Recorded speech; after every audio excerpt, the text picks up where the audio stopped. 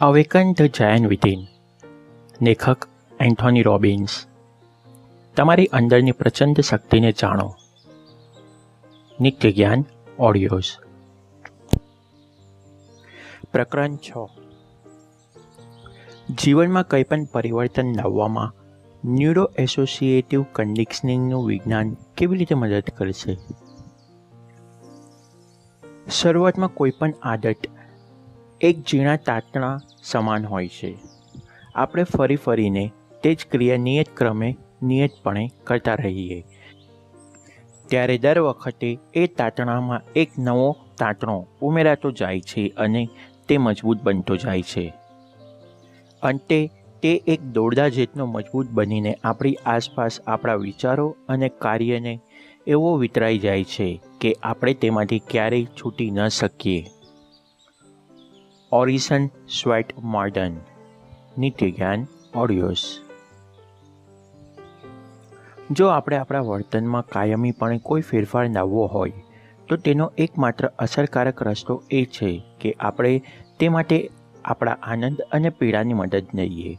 આ માટે આપણે એટલું કરવાનું રહે કે આપણને જે વર્તન બદલવા માંગતા હોઈએ તેની સાથે તત્કાળ અસહ્ય પીડાને જોડી દઈએ અને જે વર્તન પર અમલ કરવા માંગતા હોઈએ તે વર્તનની સાથે તત્કાળ અદ્રક આનંદને જોડી દઈએ. આમ તો આપણે અનુભવના આધારે આનંદ મેળવવાની કે પીડામાંથી છુટકારો મેળવવાની અલગ રીતો શોધી જ કાઢી હોય છે. જેમ કે મૂડ બરાબર ન હોય તો શોપિંગ કરવા નીકળી જઈએ કે લોંગ ડ્રાઈવ પર નીકળી પડીએ. ક્યારેક હતાશાથી પીડાતા લોકો વધુ પડતું ખાવાનું ચાપતી લેતા હોય છે અથવા એક મોડથી બીજા મોડમાં ચક્કર કાપતા જોવા મળે છે. ક્યારેક કોઈક આલ્કોહોલ કે ડ્રગ્સનું સરનું લેવાનો જોખમી રસ્તો અપનાવી લે છે. કદાચ કોઈ આ હદ સુધી ન પહોંચી જાય તો પણ પોતાની ચિંતાનો હદ ન જડે ત્યારે બાળકો પર બરાડા પાડવા લાગે છે. આમ સૌ જાણે અજાણીએ આ અલગ ન્યુરલ પાથવે બનાવીને પોતાની પીડામાંથી ટૂંકા ગાળા માટે છુટકારો મેળવી લે છે. સાદી ભાષામાં આપણે એમ કહીએ કે તેઓ પીડાથી બચવાનો અટકતરો રસ્તો અપનાવી લે છે. આ જ સ્ટ્રેટેજીને આપણે જરા વધુ સમજી વિચારીને અમલમાં મૂકીએ તે આ માટે આપણે NACના 6 સ્ટેપ પર ધ્યાન કેન્દ્રિત કરવાનું થશે. તેનો મુખ્ય ફાયદો એ છે કે આ રીતે લાવવામાં આવેલા ફેરફારો લાંબા ગાળા સુધી ટકી રહેશે.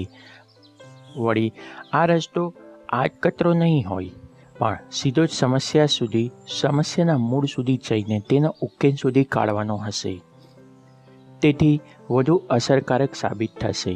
એકવાર આપણે તે જાણી લઈએ તો સરળતાથી અને આનંદ અને પીડાના સાચા ન્યુરો એસોસિએશન બનાવી શકીશું. NACનું પહેલું સ્ટેપ. સૌથી પહેલાં તમારે જીવનમાં શું જોઈએ છે તે નક્કી કરો અને તમે તે શા કારણે મેળવી શકતા નથી તે જાણી લો. હું લોકોનો ઉત્સાહ વધારવા માટે સેમિનાર યોજતો રહું છું તો બીજી તરફ તેમને વિશેષ માર્ગદર્શનની જરૂર હોય તો તે માટે તેમને વ્યક્તિગત રીતે મળું છું. જ્યારે મારી પાસે આવનાર આવી દરેક વ્યક્તિને હું પૂછું કે તેમને જીવનમાં શું જોઈએ છે ત્યારે તેમનો જવાબ સાંભળવા જેવા હોય છે. આ પ્રશ્નના ઉત્તર આપવાનું શરૂ કરશે ત્યારે તેમનું જીવનમાં શું નથી જોઈતું તેની વાતો પર ચડી જશે. મારે આ નથી જોઈતું, મારે પેલું નથી જોઈતું, મારી આ અપેક્ષા નથી અને મને પેલાની લાલસા નથી. હકીકતમાં જો આપણને કંઈક મેળવવું હોય તો તેની પર નિશાની લગાવવું જોઈએ ને. જે જોઈતું જ નથી તેની વાતો કરવાનો શું અર્થ? પણ અહીં તો કહી પે નિગાહે કહી પે નિશાના જેવું થાય છે. કોઈ પણ પરિવર્તન લાવવા માટેની પહેલી શરત એ છે કે આપણને શું જોઈએ છે તેની પર નજર રાખીએ. કારણ કે એ તો બહુ સીધી વાત છે કે જ્યારે આપણી નજર સ્થિર હશે ત્યારે જ આપણે પહોંચીશું. તમારે શું જોઈએ છે તે બાબતે તમે જેટલા વધુ સ્પષ્ટ હશો તેટલી ઝડપથી અને સરળતાથી તમે તેને મેળવી શકશો. વળી આપણને એ જાણવું પણ જરૂરી છે કે કયા પરિબળો આપણા રસ્તામાં અવરોધક છે.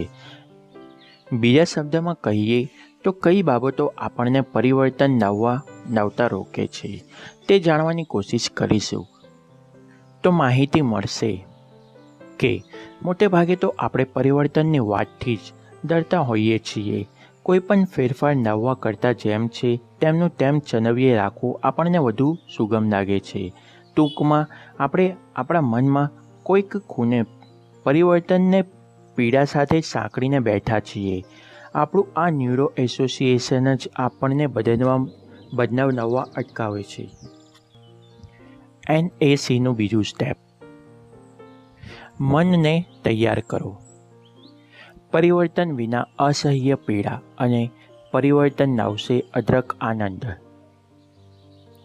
મોટાભાગના લોકો જાણે છે કે જીવનમાં અમુક બદલાવ લાવવાથી તેમને ઘણો ફાયદો થઈ શકે તેમ છે, છતાં તેઓ તેના પર અમલ કરી શકતા નથી.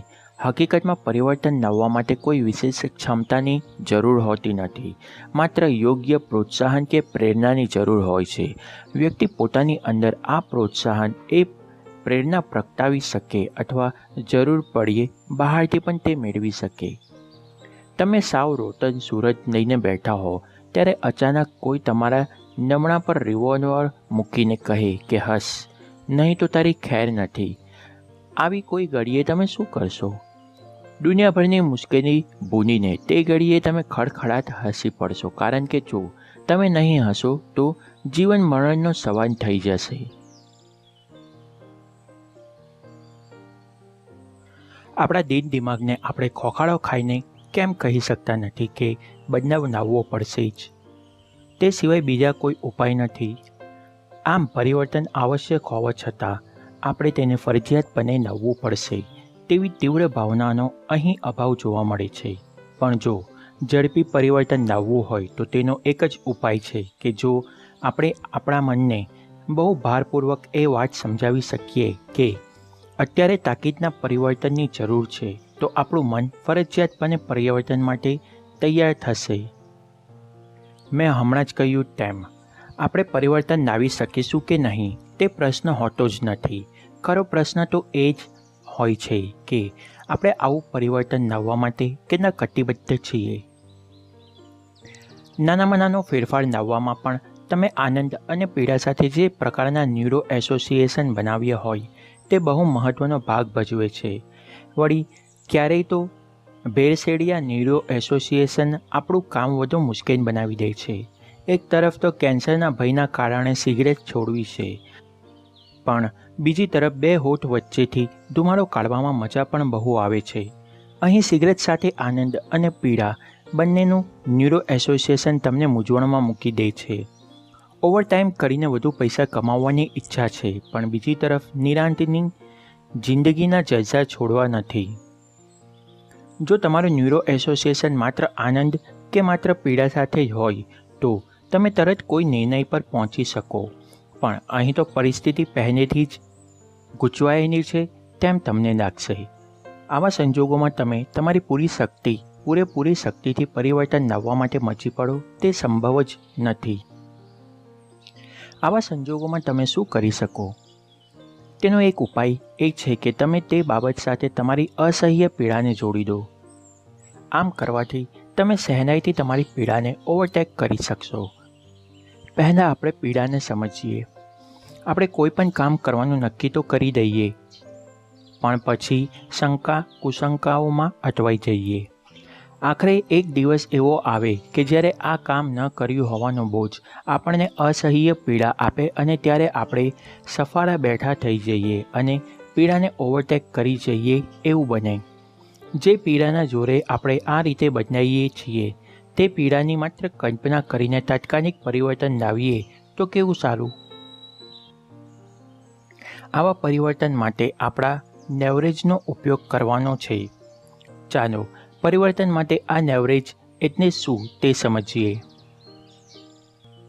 ડાયટ. તાજેતરમાં મારા સેમિનારમાં એક સન્નારી આવ્યા હતા.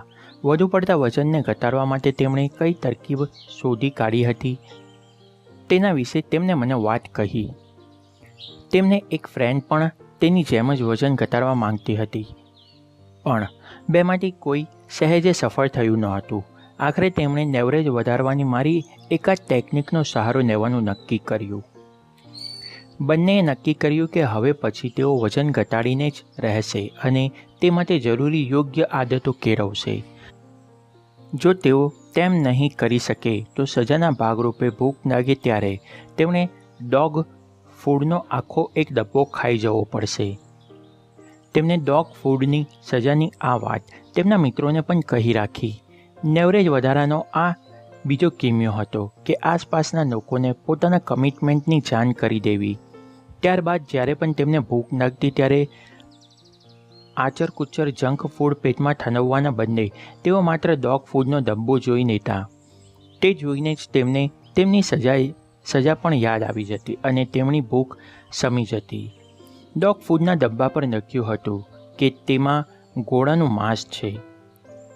તેઓ બંને તે નિબંધ વાંચતા વેત ડબ્બો નીચે મૂકી દેતા.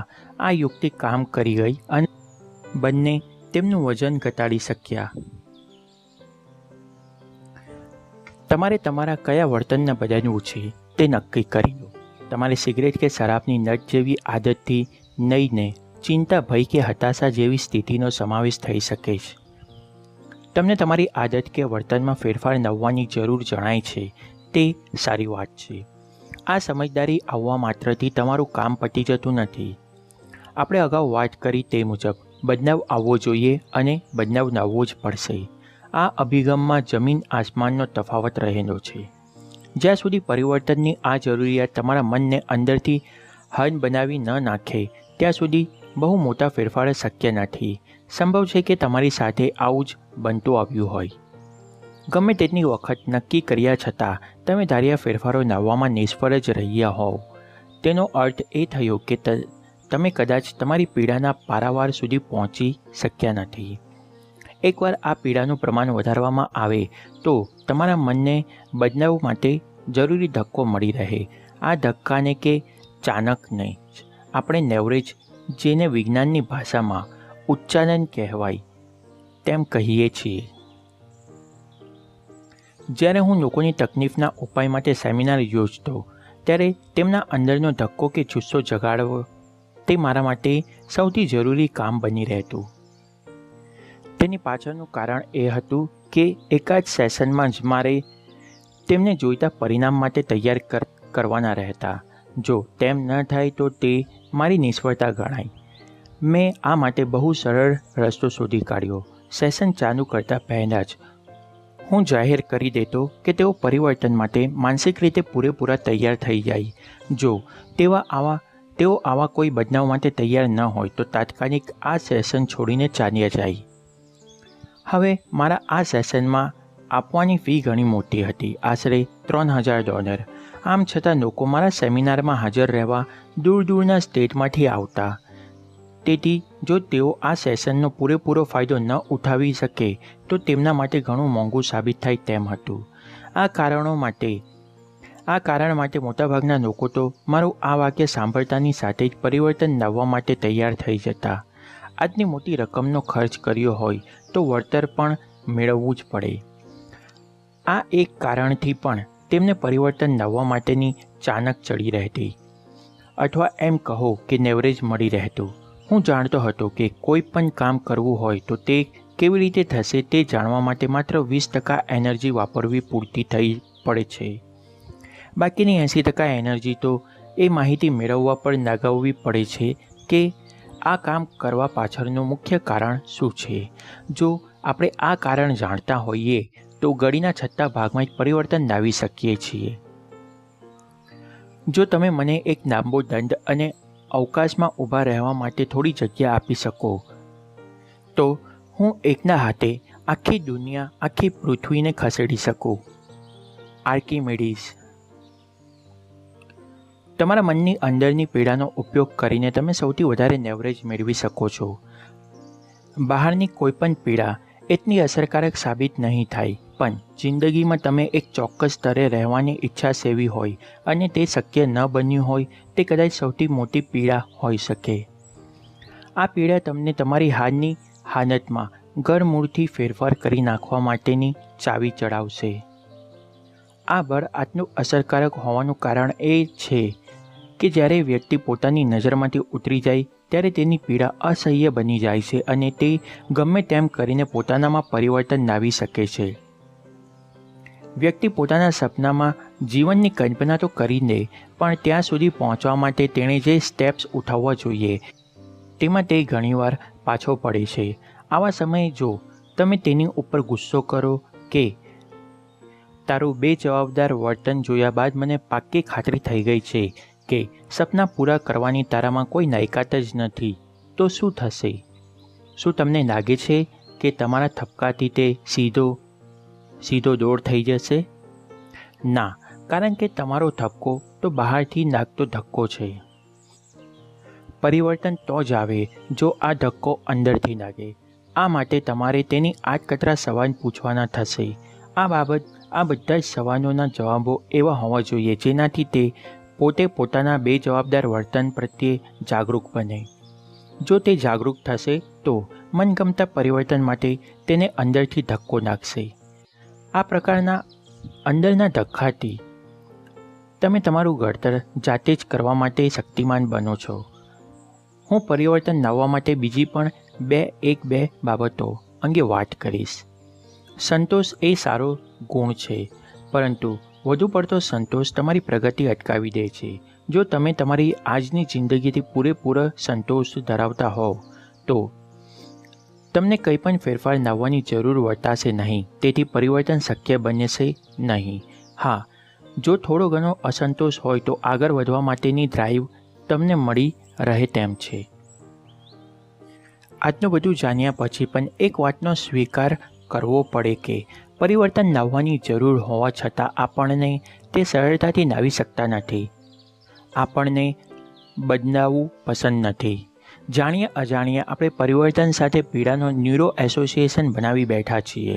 આપણને આ સમીકરણ ઉલટાવવું પડશે. જો નહીં બદલાઈએ તો અસહ્ય પીડા થશે. આ અસહ્ય પીડાને આપણને નહીં બદલવાની જડતા સાથે જોડી દઈએ અને બદલવાની ઘટનાને અદરક આનંદ સાથે જોડી દઈએ તો પરિવર્તન અબગડી આવી જશે. આ સમયે લેવરેજ વધારવા માટે તમારે પ્રશ્નોની મદદ લેવી પડશે. સામાન્ય રીતે આપણે પરિવર્તન માટે તૈયાર થતા નથી અને મનોમન વિચારીએ છીએ કે હું બદલાઈશ તો શું ગુમાવીશ. અહીં તમારે તેના કરતાં ઊંડા સવાલો કરવાના છે. તમે પૂછો કે હું જો આ ઘડીએ નહીં બદલાવ તો મારે શું ગુમાવવાનું થશે. જ્યારે તમે આ સવાલનો જવાબ શોધશો ત્યારે તે જવાબ તમને પીડા પણ આપશે. તેથી જ હું આ સવાલને પીડા આપનાર સવાલ કહું છું.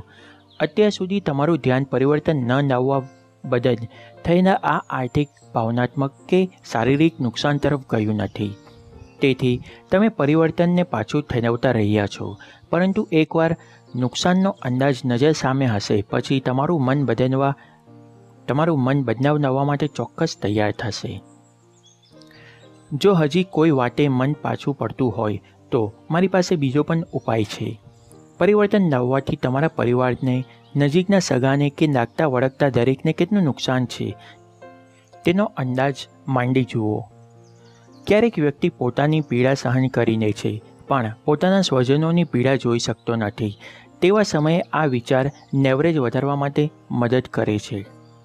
લેવરેજ વધારવાની બીજી રીત એ છે કે આપણે પીડાના બદલે આનંદનો સહારો લઈએ.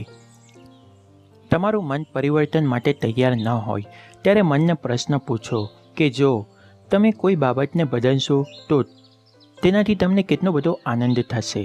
હું આ સવાલને આનંદ સાથે જોડાયેલો સવાલ કહું છું. આગળ વિચારતા રહો કે આ બદલાવથી મારા જીવનને કઈ દિશા મળશે, મને મારી કારકિર્દીમાં કેટલો ફાયદો થશે, હું કેટલો ખુશ રહી શકીશ. મને ખાતરી છે કે આ બધા જવાબો જાણ્યા બાદ તમારું મન એટલું ખુશ થઈ ગયું હશે કે તે પરિવર્તન લાવવા માટે તૈયાર થઈ જશે. ટૂંકમાં પરિવર્તન જરૂરી છે તે સત્ય છે. તો આ સત્યને મનમાં થસાવવા માટે આ બે પ્રકારના પ્રશ્નનો ઉપયોગ કરીને તમે તમારું લેવરેજ વધારી શકો છો અને મનમાં જરૂરી પરિવર્તન લાવવાનો ઉત્સાહ જગાડી શકો છો. જ્યારે તમારી સામેના જવાબના રૂપમાં તમને આનંદ આપી શકે તેવા કારણો અને તમારા માટે પીડારૂપ બની શકે તેવા કારણોનું લિસ્ટ તૈયાર હશે ત્યારે તમે આ પરિવર્તનને પાછું ઠેરવી શકશો નહીં અને તરત જ તૈયાર થઈ જશો. હવે જુઓ કે તમારું લેવરેજ વધાર્યા બાદ તમારે આગળ શું કરવાનું થશે?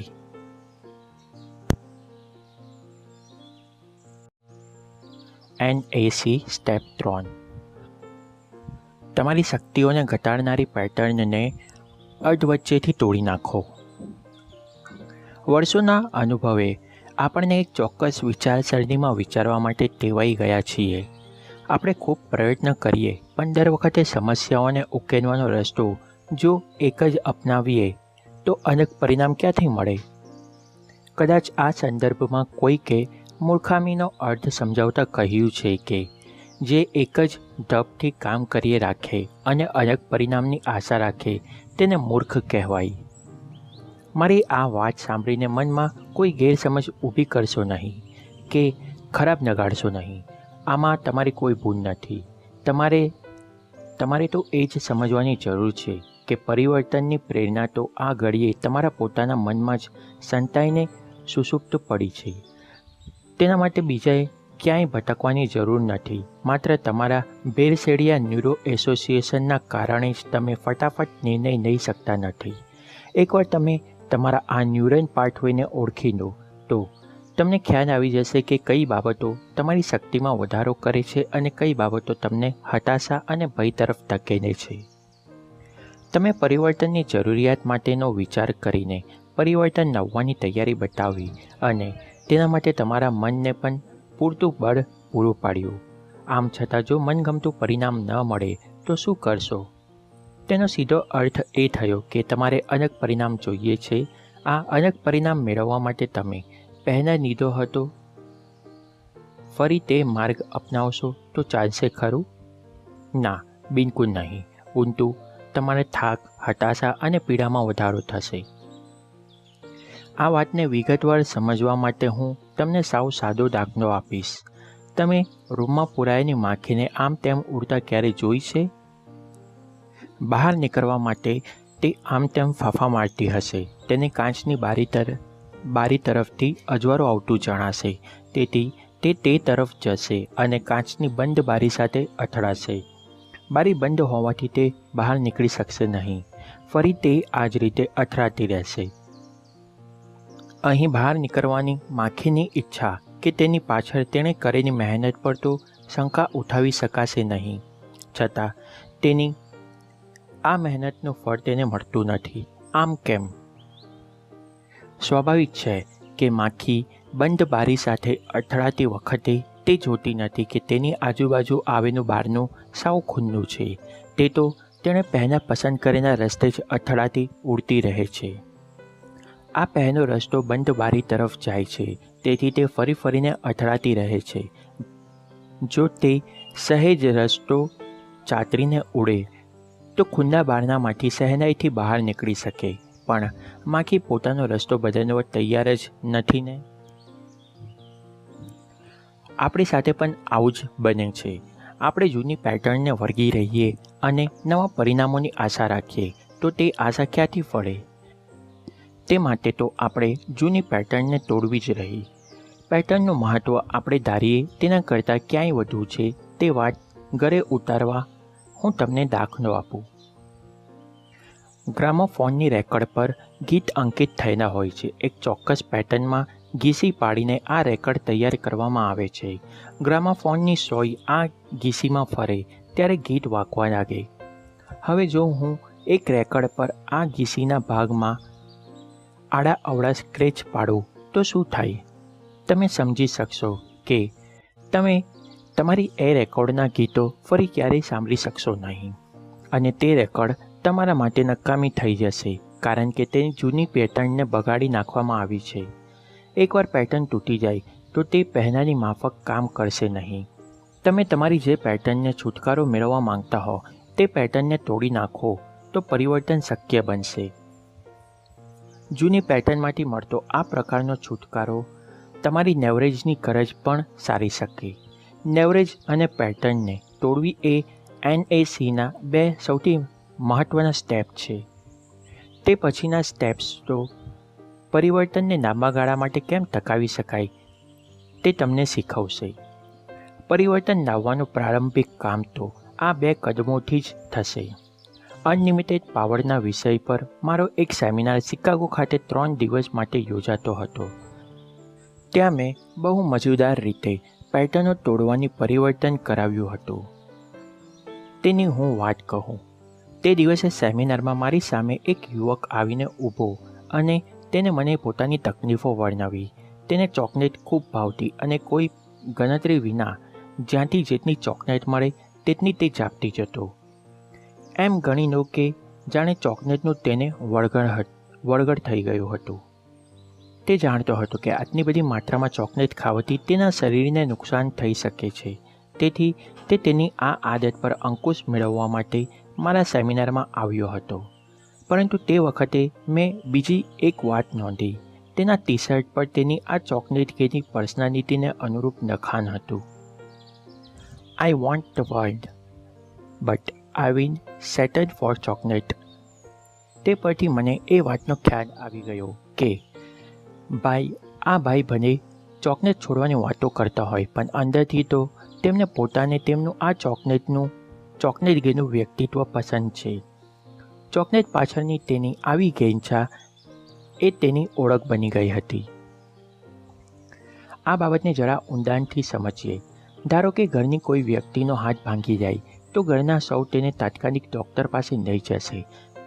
ડૉક્ટર 21 દિવસનું પ્લાસ્ટર બાંધી આપશે ત્યારે તે વ્યક્તિ પીડાના કારણે પરેશાન થશે અને પ્લાસ્ટર સાથે 21 દિવસ જેટલો લાંબો સમયગાળો કેવી રીતે વિતાવશે તેની ચિંતામાં પડી જશે.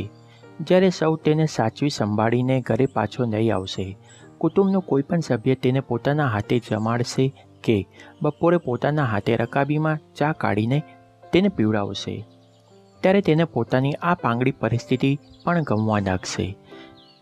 તેને લાગશે કે તેની ઈજાના કારણે કુટુંબીજનોને તેની નાડ નડાવે છે અને સગા સંબંધીઓ તેને ખબર અંતર પૂછવા આવે છે. તેને આ સૌની આળપંપાળ લેવામાં એટલી મજા આવી જશે કે તે મનોમન વિચારશે કે આ પ્લાસ્ટર 1.5 મહિના માટેનું હોત તો જલસા પડી જાત.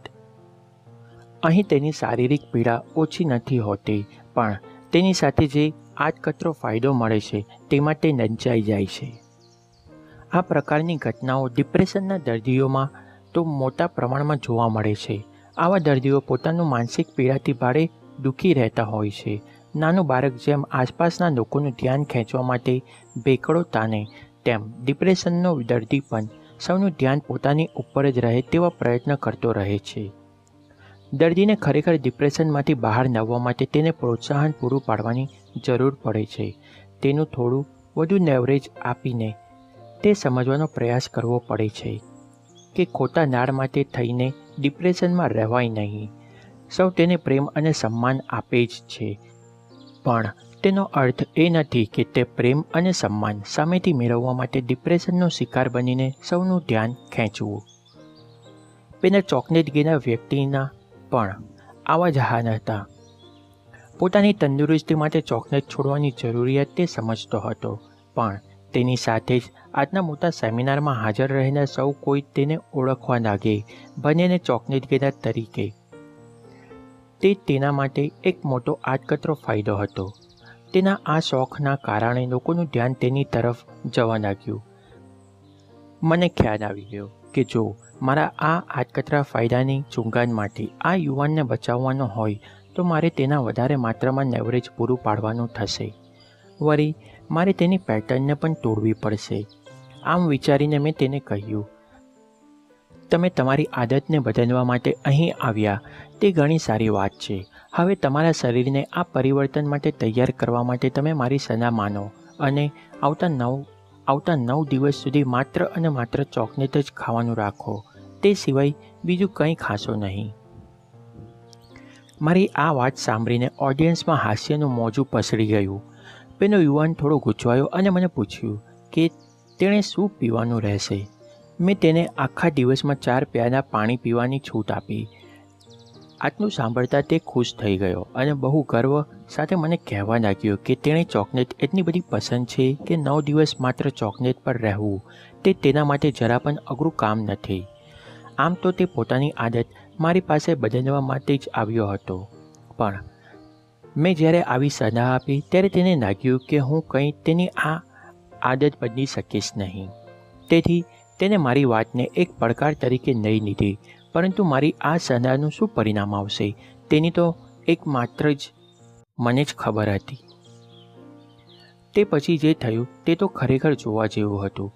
ઓડિયન્સમાં હાજર દરેક વ્યક્તિ તેની પાસે હોય એટલી બધી જ ચોકલેટ તેના હાથમાં પકડાવા લાગી. હર્ઝીસ કંપનીની દરેક વેરાયટીનો તેની સામે ઢગલો થઈ ગયો. Dark chocolate, white chocolate, chocolate with mint, પીનટવાળી ચોકલેટ, રીગની, M&M's, સ્નીકર્સ, બટરફિંગર્સ અને આવી તો બીજી કેટલી ચોકલેટો પેલા યુવકને આપવા લાગી. તે યુવક એક પછી એક હોશે હોશે તેને ખાવા લાગ્યો. બપોરે તે મને લોબીમાં મળી ગયો. તે એટલો ખુશ હતો કે ચોકલેટ ખાવાની સલાહ આપવા બદલ તેને મારો આભાર માન્યો. હું જોઈ શક્યો કે તે અત્યારે તો તેના મનમાં મને હરાવી નાખવાની ધૂન સવાર થઈ હતી. તે જાણતો ન હતો કે અહીં તેની બાજી નહીં પણ મારી બાજી પથરાયેલી હતી. તેના લેવરેજને વધારવા માટે અને તેની જૂની પેટર્નને તોડવા માટે મારે તેની જાન બહાર તેનો જ ઉપયોગ કરવાનો હતો. એક દિવસ તો પસાર થઈ ગયો, પણ તમે ક્યારેય જોયું છે કે ચોકલેટ ખાધા પછી કેવી ભયંકર તરસ લાગતી હોય છે? પેલા યુવાનના ગળે સોસ પડવા લાગ્યો. નિયમ મુજબ તે 4 પ્યાલા પાણી પી ચૂક્યો હતો. રાત સુધીમાં તો તેનું ગળું સાવ કોળું થઈ ગયું હતું. હું ધારું છું કે આ પહેલા દિવસે ચોકલેટ માટેનું આકર્ષણ લગભગ નહીવત થઈ ગયું હતું, પણ મારી વાતને તેને પડકાર તરીકે જ લીધી હતી. તેથી ચીન્યા વિના છૂટકો ન હતો. બીજા દિવસે પણ તેની પર ચોકલેટનો વરસાદ ચાલુ જ રહ્યો. એટલું ઓછું હોય તેમ મેં તે દિવસે તેને 3 ચોકલેટ આપી અને ખાઈ જવાનો આગ્રહ કર્યો. તે સહેજ અચકાયો. તેને મારી પાસેથી 3 ચોકલેટ લઈ તો લીધી, પણ ખાવાને બદલે તે મને તાકી રહ્યો. હું સમજી શક્યો કે મારી યુક્તિ કામ કરી રહી હતી. ત્રીજા દિવસની સવાર પડી. સેમિનાર શરૂ થવાના સમયે તે હોલમાં આવ્યો. બિચારો આખી રાત સૂઈ ન શક્યો હોય તેમ અમને સૌને લાગ્યું. મેં તેમને પૂછ્યું કે તેણે નાસ્તો કર્યો કે નહીં. મજા આવી? ઓડિયન્સમાં હાજર હતા તે બધા જ જાણતા હતા કે તેને નાસ્તામાં ચોકલેટ જ મળી હશે. તેથી મારા સવાલ સાંભળીને તે બધા હસી પડ્યા. એકમાત્ર એ જરાક અકળાયેલો હતો. તેને કહ્યું કે નાસ્તામાં કંઈ ખાસ બનીવાર નહોતો. એટલામાં તો પાછળથી એક વ્યક્તિ તેની તરફ ચોકલેટ સરકાવી દીધી. તેને ખાવાની પેલા યુવકને બિલકુલ ઈચ્છા નહોતી. તે ફરીથી પેલી ચોકલેટને તાકી રહ્યો. મેં તેને વધુ 2-4 ચોકલેટના નામ આપીને પૂછ્યું કે આમાંથી કોઈ મંગાવી આપું. હું એક પછી એક નામ બોલતો રહ્યો. ત્યાં તો તે એકદમ ઉકળી ઉઠ્યો.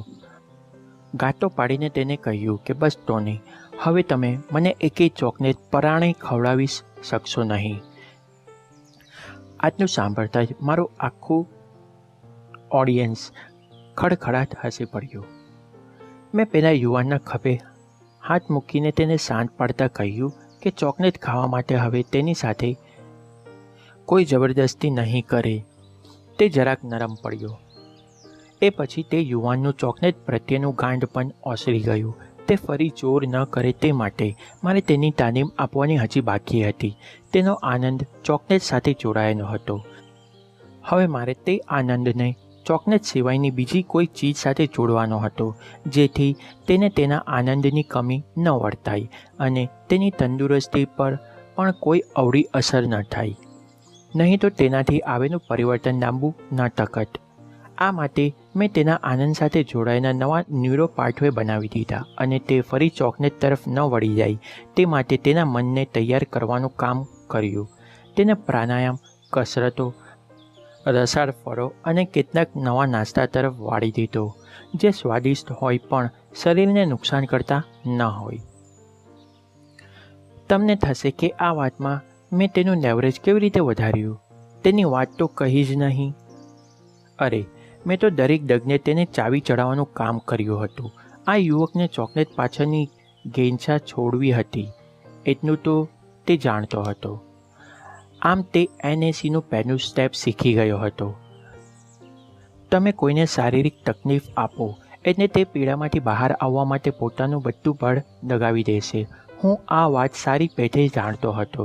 તે ચોકલેટ છોડવા માટે પોતાનું બધું બળ લગાવે કે નહીં તે માટે શંકા હોઈ શકે, પણ જો તેણે ચોકલેટના કારણે પીડા સહન કરવી પડે તો તે પીડાથી બચવા માટે તેણે પોતાની પૂરેપૂરી શક્તિ લગાવી દેશે.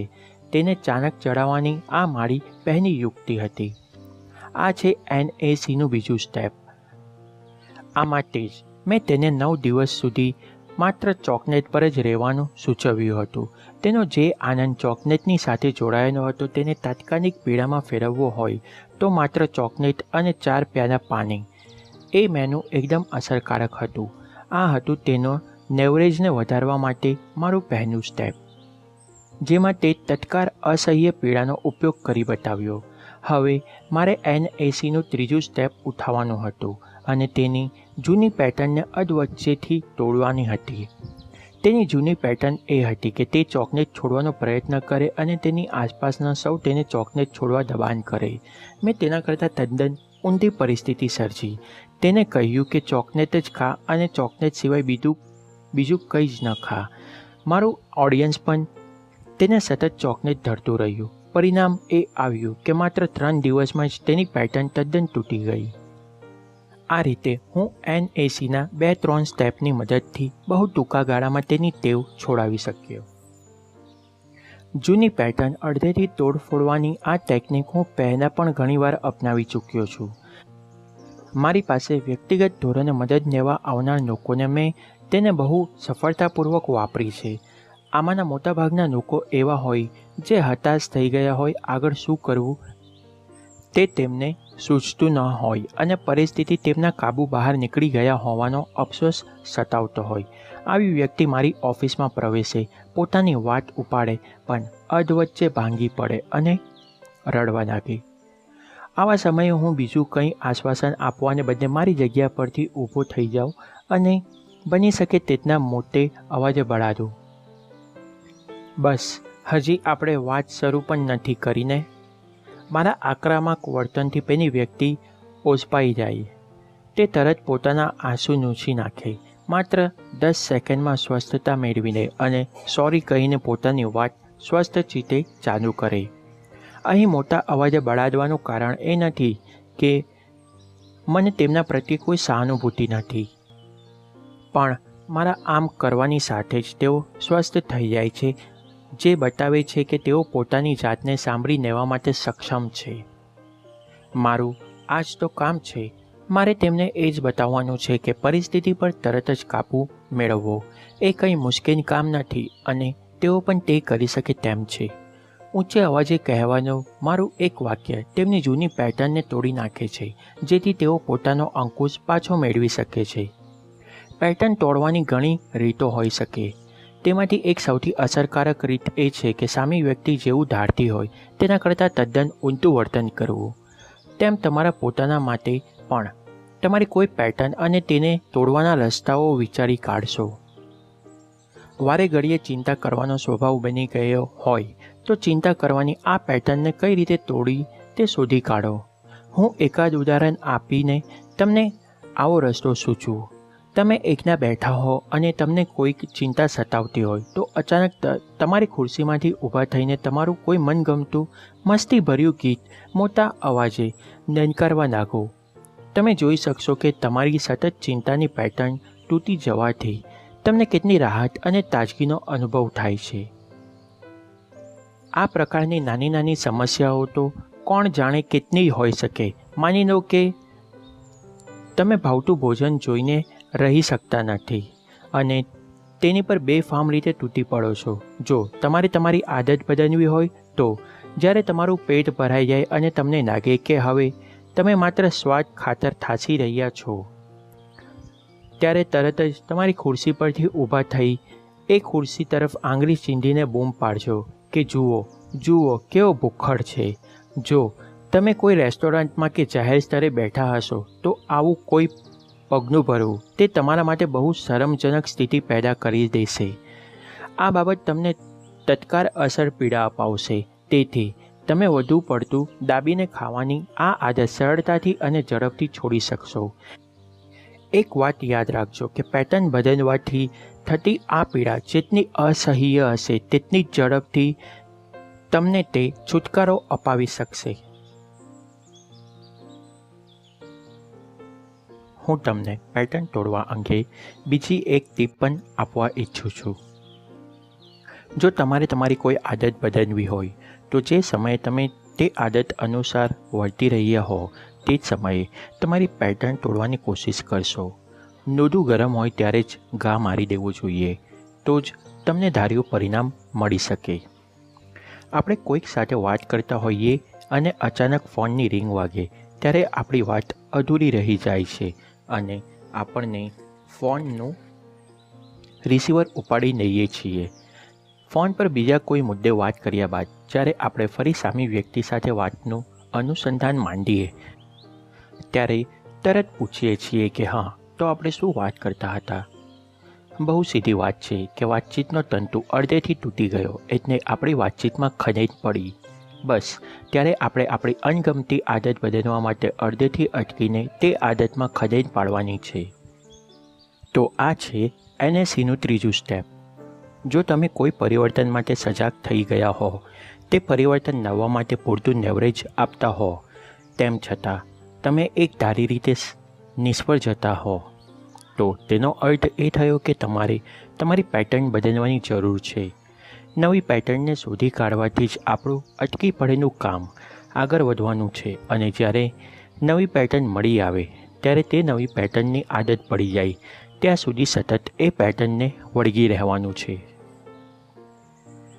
તમારી શક્તિઓને ઘટાડનારી પેટર્નને કઈ રીતે તોડવી? પેટર્ન તોડવાના ફાયદાઓ આપણે જોયા, પણ આપણને મૂંઝવણ એ થાય છે કે આ પેટર્ન તોડવી કેવી રીતે. હું આ સમસ્યાનો સાવ સરળ ઉપાય બતાવવાનો છું. તમે તમારા જે વર્તનને કે વ્યવહારને બદલવા માંગતા હો તેની સાથે જોડાયેલા યાદોને વેરવિખેર કરી નાખો. માની લો કે તમારા બોસ આજે સવારે તમને ખખડાવી નાખ્યા છે. સ્વાભાવિક છે કે તમારો મૂડ સારો નહીં હોય. વળી જો તમે વધુ પડતા સંવેદનશીલ હશો તો આ વાતને યાદ કરીને દુઃખી થયા કરશો. જેટલી વાર યાદ કરશો તેટલી વાર તમારું દુઃખ બેવડાતું જશે, કડવાશ વધતી જશે અને પીડાની અસર વધતી જશે. આ સમયે જો તમે તમારી યાદોને આ રીતે ટુકડાઓમાં તોડીને વેરવિખેર કરી નાખો તો તે તમને પીડા આપશે નહીં. તેથી તમારો હવે પછીનો પ્રયત્ન એ હશે કે તમને પીડા આપનારી યાદોને તોડી ફોડીને વેરવિખેર કરી નાખો. તમને ઉદાસ કરી નાખતો કે ગુસ્સો અપાવતો આવો કોઈ કિસ્સો યાદ કરો.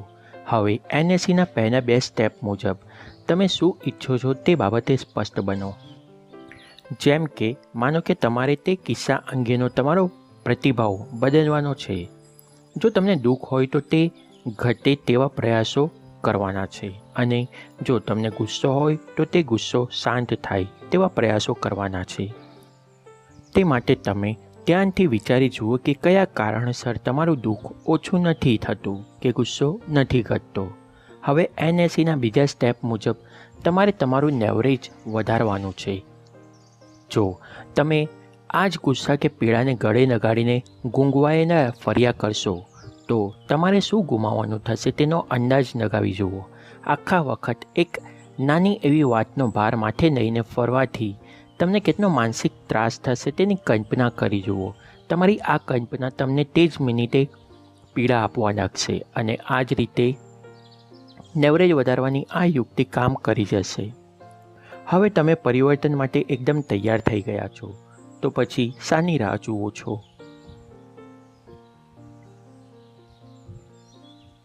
ચાલો બધું વેરવિખેર કરી નાખીએ. હવે તમે પરિવર્તન માટે તૈયાર થઈ ગયા છો, તો તમને પરેશાન કરતી પેલી લાગણીઓ કે યાદોને તોડી ફોડીને વેરવિખેર કરી નાખવાનું કામ શરૂ કરી દઈએ. આ માટે મેં નીચે એક પછી એક દરેક પગલાંને વિસ્તારથી સમજાવ્યું છે. 1. તમને ઉદાસ કરી મૂકનારો કે ગુસ્સો અપાવનારો કિસ્સો યાદ કરો. તમારે આ કિસ્સાને માત્ર યાદ કરવાનો છે, તેને અનુભવવાનો નથી. એટલે કે જાણે કોઈ ટીવી સિરિયલ જોતા હો તે રીતે આખા બનાવને યાદ કરો અને ભૂલી જાઓ કે તમે તે કિસ્સાથી દુઃખ અનુભવો છો કે તમને ગુસ્સો આવે છે? 2. આ આખી ઘટનાને કાર્ટૂન સ્ટ્રીપમાં ફેરવી નાખો. હું સમજું છું કે મારી આ વાતથી તમને હસવું આવી જશે, પણ તમે આ સલાહને ગંભીરતાથી જ લેશો. તમારે આખા કિસ્સાની વિડીયો ઉતારવામાં આવી હોય અને પછી તેને રિવાઇન્ડ કરવામાં આવે તો બધી જ મૂવમેન્ટ ઊંધા ક્રમમાં દેખાશે.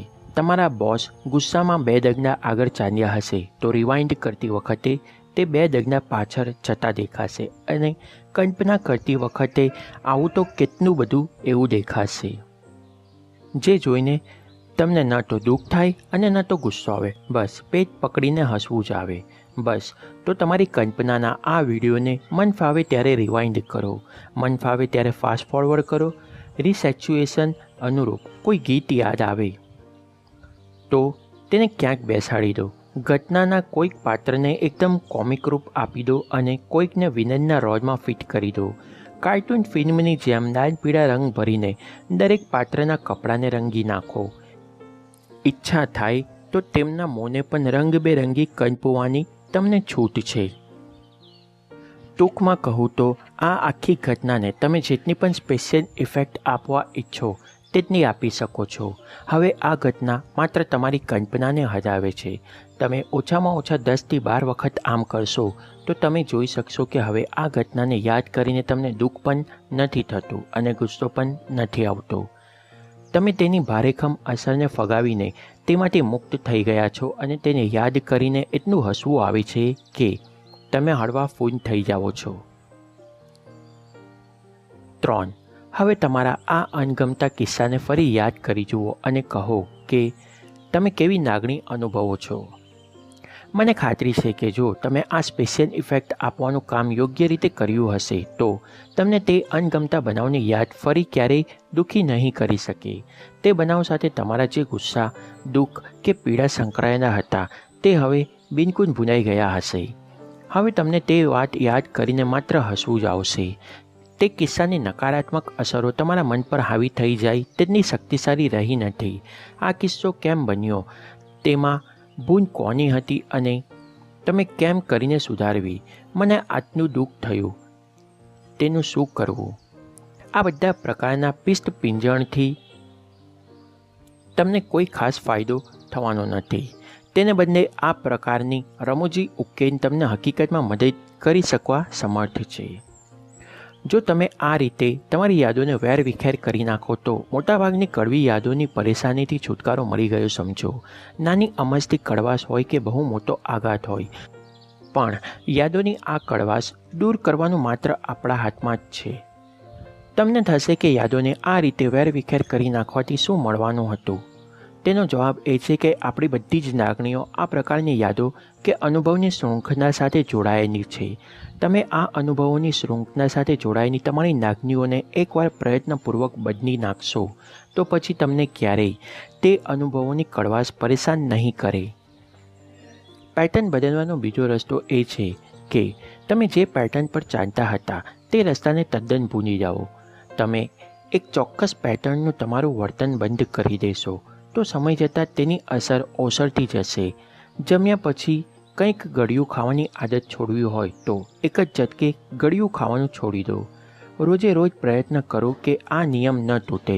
જો આમ થશે તો 3 મહિનામાં આ રીતે ગળ્યું ખાવાની તમારી આદત જરૂર છૂટી જશે. આ પ્રકારે મીઠાઈ ખાવાના ન્યુરલ પાથવે તમારા મનમાં બહુ પહેલેથી બની ચૂક્યા હશે, પણ તમે જેમ જેમ મીઠાઈ ઓછી કરતા જશો તેમ તેમ તે ન્યુરલ પાથવેની અસર ઘટતી જશે. આ સાથે તમે NACનું 3જું સ્ટેપ પણ શીખી ગયા છો અને જરૂર મુજબ અમુક પેટર્ન તોડવા લાગ્યા છો. NACનું 4થું સ્ટેપ પણ તમારા માટે અઘરું નહીં હોય. NACનું 4થું સ્ટેપ: નવો વિકલ્પ શોધી કાઢો જે તમારી શક્તિને વધારવાનું કામ કરે. કોઈ પણ ફેરફારને લાંબા ગાળા સુધી ટકાવવા માટે આ સ્ટેપ બહુ મહત્ત્વનું સાબિત થઈ શકે તેમ છે. મોટાભાગના લોકો પીડામાંથી બહાર આવવા માટે અને આનંદ મેળવવા માટે મુખ્ય રસ્તાઓ તો જાણતા જ હશે. તેમ છતાં તેઓ તેમાં નિષ્ફળ જતા હોય તો તેનું કારણ એ છે કે તેમને હજી પરિવર્તનને કામચલાઉ ધોરણે જ સ્વીકાર્યું છે. વ્યક્તિ પોતાની મર્યાદાઓ જાણતો હોય, પરિવર્તન માટે તૈયાર થઈને પ્રયાસ કરતો હોય, જૂની પેટર્નને પણ ભૂલી ચૂક્યો હોય, છતાં તેનું નવું વર્તન કાયમ ન બનતું હોય તો તેનું કારણ એ હોઈ શકે કે તેણે જૂના વર્તનને ફગાવી દીધા બાદ તે ખાલી પડેલી જગ્યામાં અન્ય કોઈ પેટર્ન ભરી ન હોય. તો આ થઈ યોગ્ય વૈકલ્પિક પેટર્નની પસંદગી. એ વાત ક્યારેય ન ભૂલશો કે તમે આજ સુધી જે કોઈ પણ આદત કેળવી હશે તેનો મુખ્ય ઉકેલ તો આનંદ મેળવવાનો જ હશે.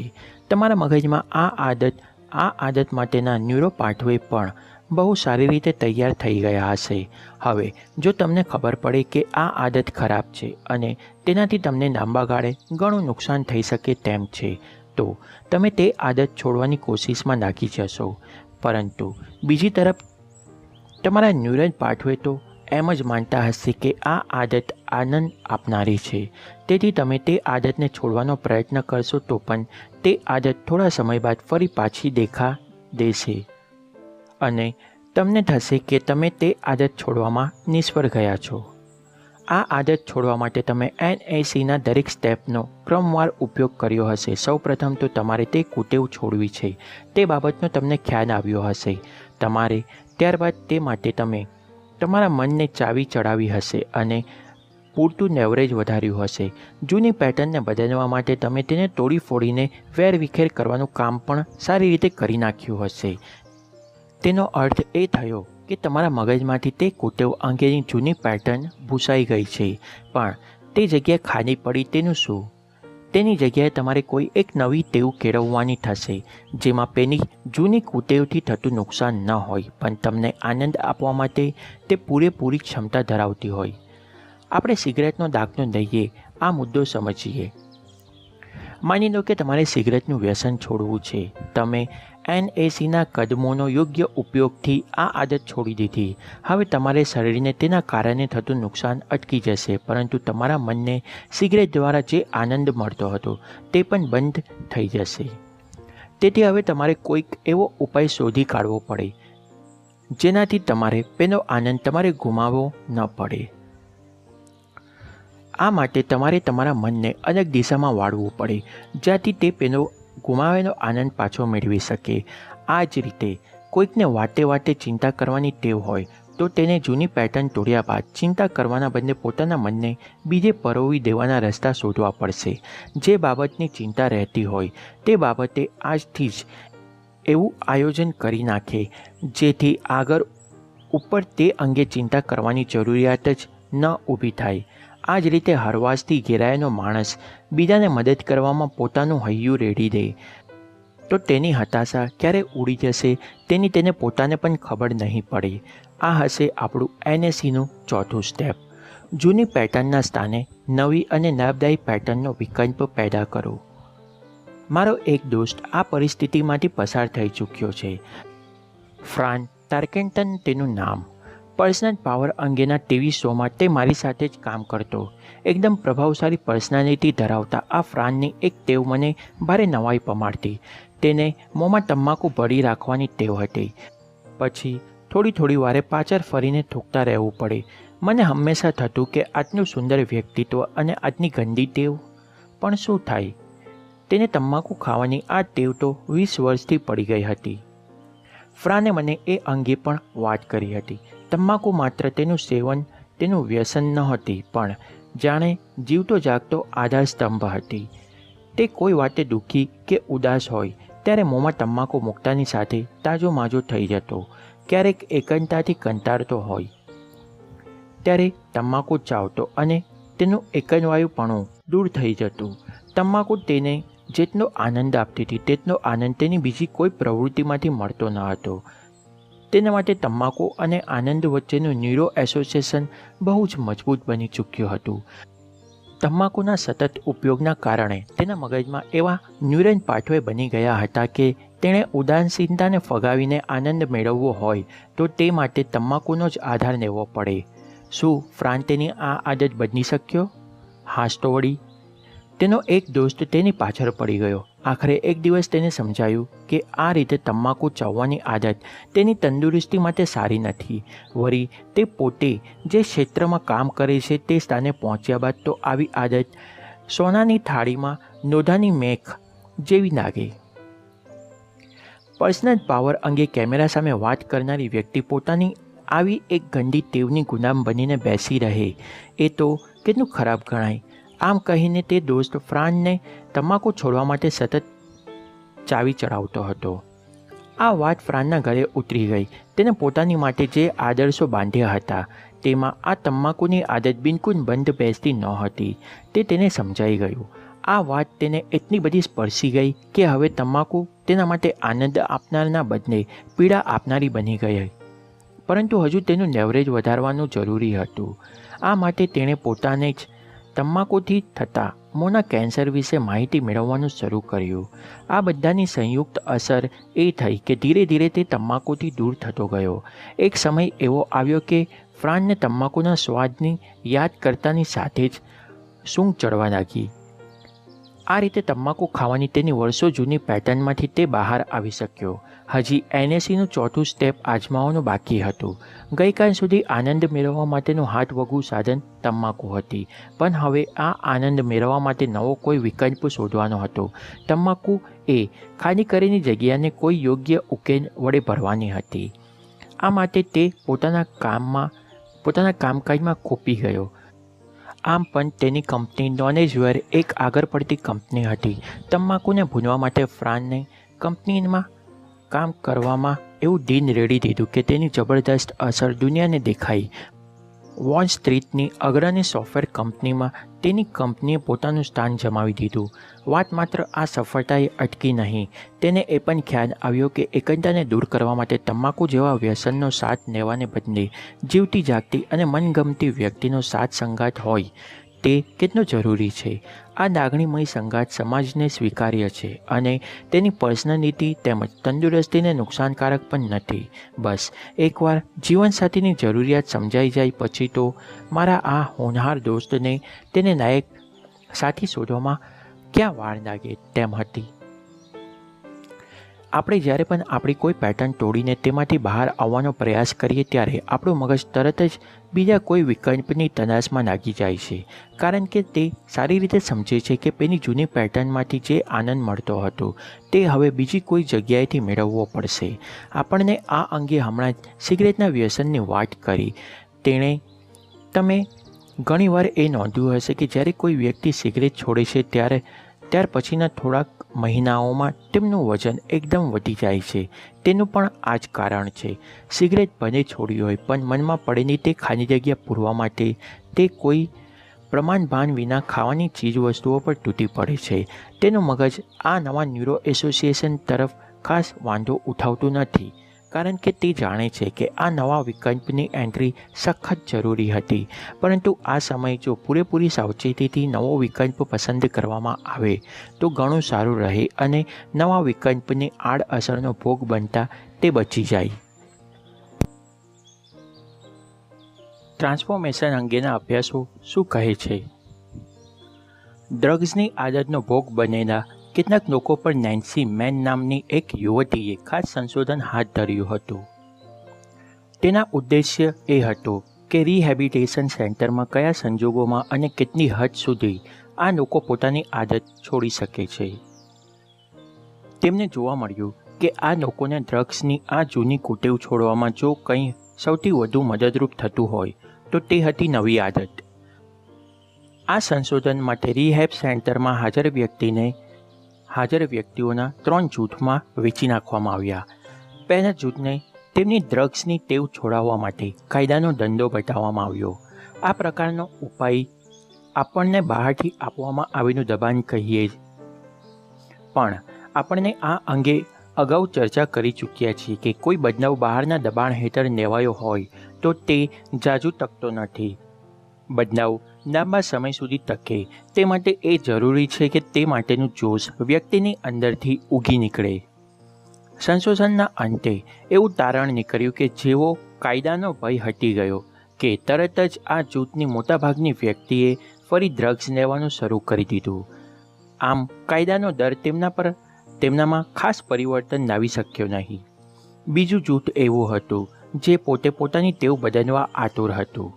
કોઈ બાહ્ય દબાણ હેઠળ નહીં પણ આંતરિક જોશની મદદથી જ તેમને આ આદત છોડવાની ચાનક ચડી હતી. આ કારણે તેમની ડ્રગ્સની આદતને છોડી શક્યા અને તેમને લગભગ 2 વર્ષ સુધી ડ્રગ્સને હાથ પણ ન લગાડ્યો. પરંતુ ત્યારબાદ તેઓ ફરી ડ્રગ્સના કળણમાં ફસાયા.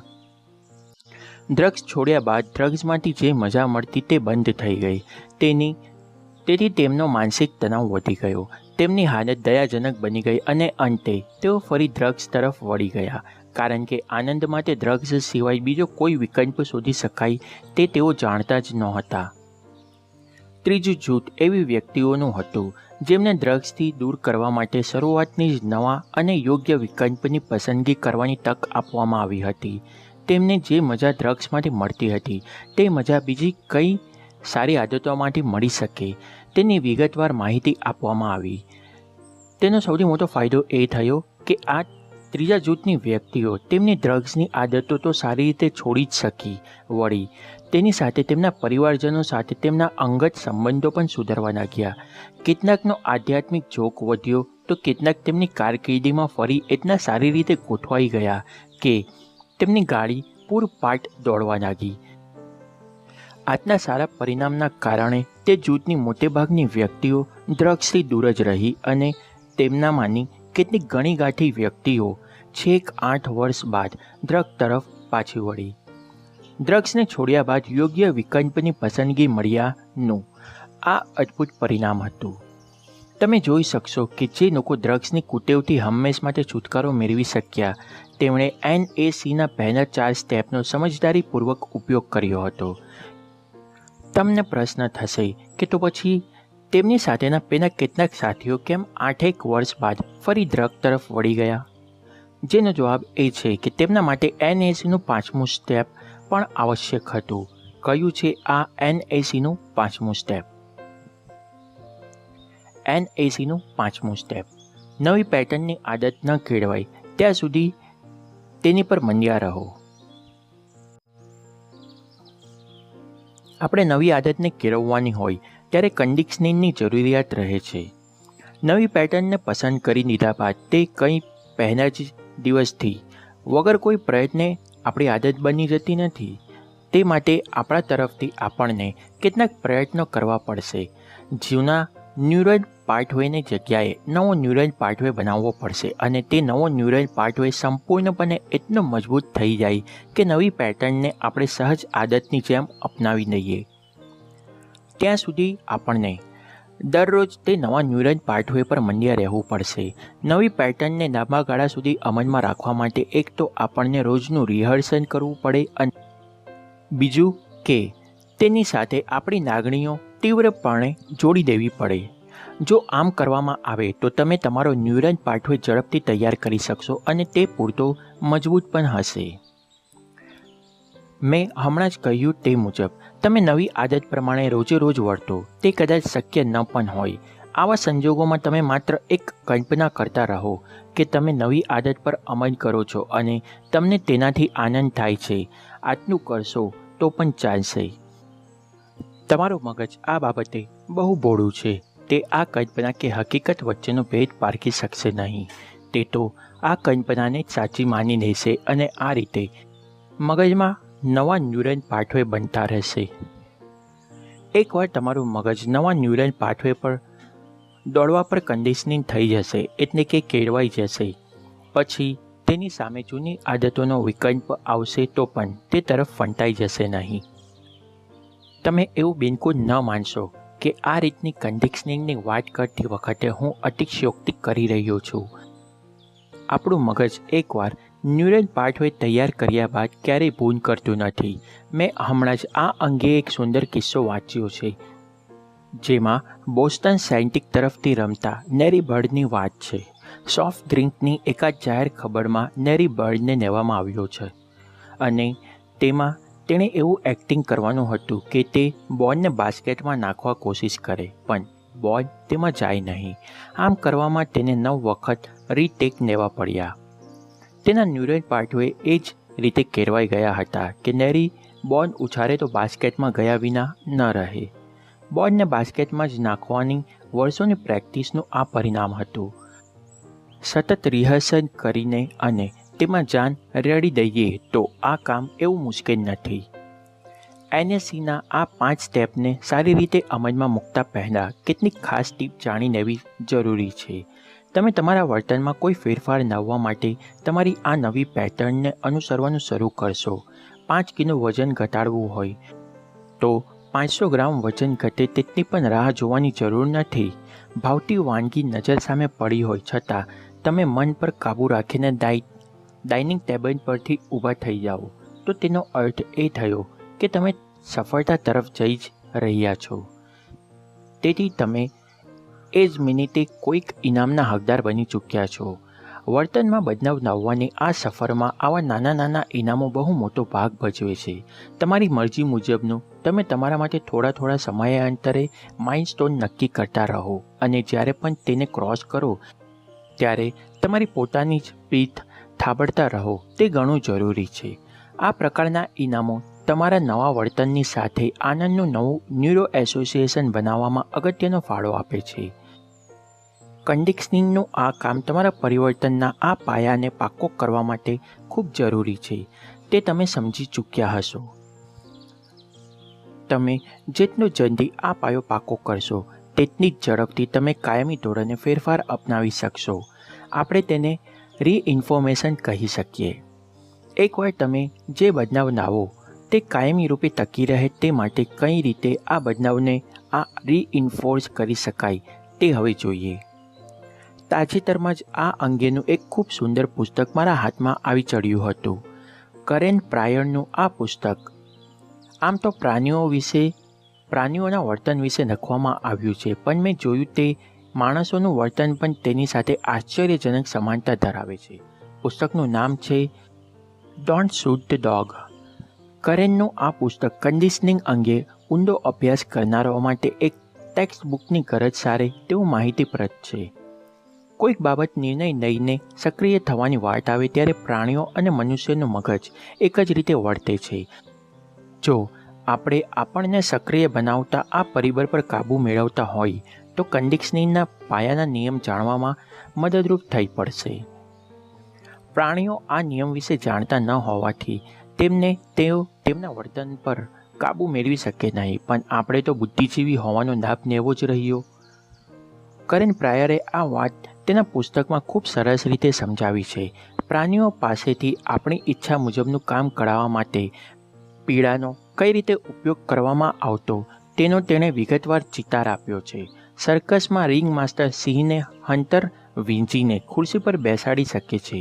ઘોડાને કાબૂમાં લેવો હોય તો તેની લગામ ખેંચવી પડે. કૂતરાને ડોકે પાટો બાંધીને તેને વશમાં લઈ શકાય, પણ કેરેને જોયું કે આ રીતે કઈ બધા જ પ્રાણીઓ પર પીડાની ધારી અસર થતી નથી. ડોલ્ફિનને ટ્રેનિંગ આપતી વખતે જો તેને આ રીતે પીડા આપવામાં આવતી તો તે પાણીમાં દૂર સરકી જતી. હવે તેને કઈ રીતે તાલીમ આપવી? કરેને આ સમસ્યા હલ કરવા માટે તાલીમની એક નવી પદ્ધતિ શોધી કાઢી, જેમાં પીડાના બદલે આનંદનો ઉપયોગ કરવામાં આવ્યો. આ પદ્ધતિ આપણને પોઝિટિવ રીઇન્ફોર્મેટિવ ટ્રેનિંગ કહીશું. યોગ્ય તાલીમ આપવામાં આવે તો દુનિયામાં એવું કશું જ નથી જે કરી ન શકાય. તાલીમ બધું જ કામ પાર પાડી શકે છે.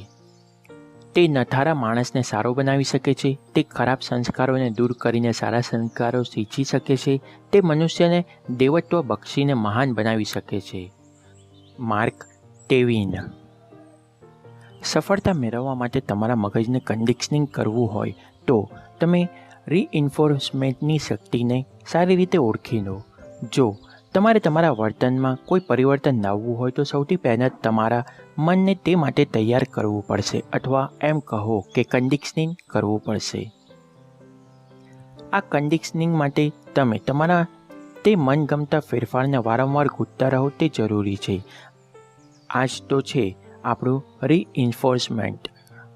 તમારા કોઈપણ વર્તન કે લાગણીઓને કાયમી ધોરણ સાચવી રાખવાની કુંચી એટલે સતતના રીઇન્ફોર્સમેન્ટ દ્વારા કેળવાયેલું કન્ડિશનિંગ. પરિવર્તનનો પાક્કો પાયો કરવાનો નિયમ એટલે રીઇન્ફોર્સમેન્ટ.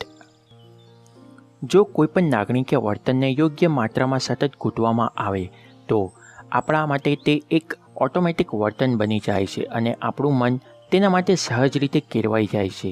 તેથી ઊલટું, જે વર્તન કે વ્યવહારને આપણે રોજબરોજના જીવનમાં સતત અમલમાં મૂકીને અપનાવી ન શકીએ તેની આદત કેળવી શકાતી નથી અને સમય જતાં તે નષ્ટ થઈ જાય છે.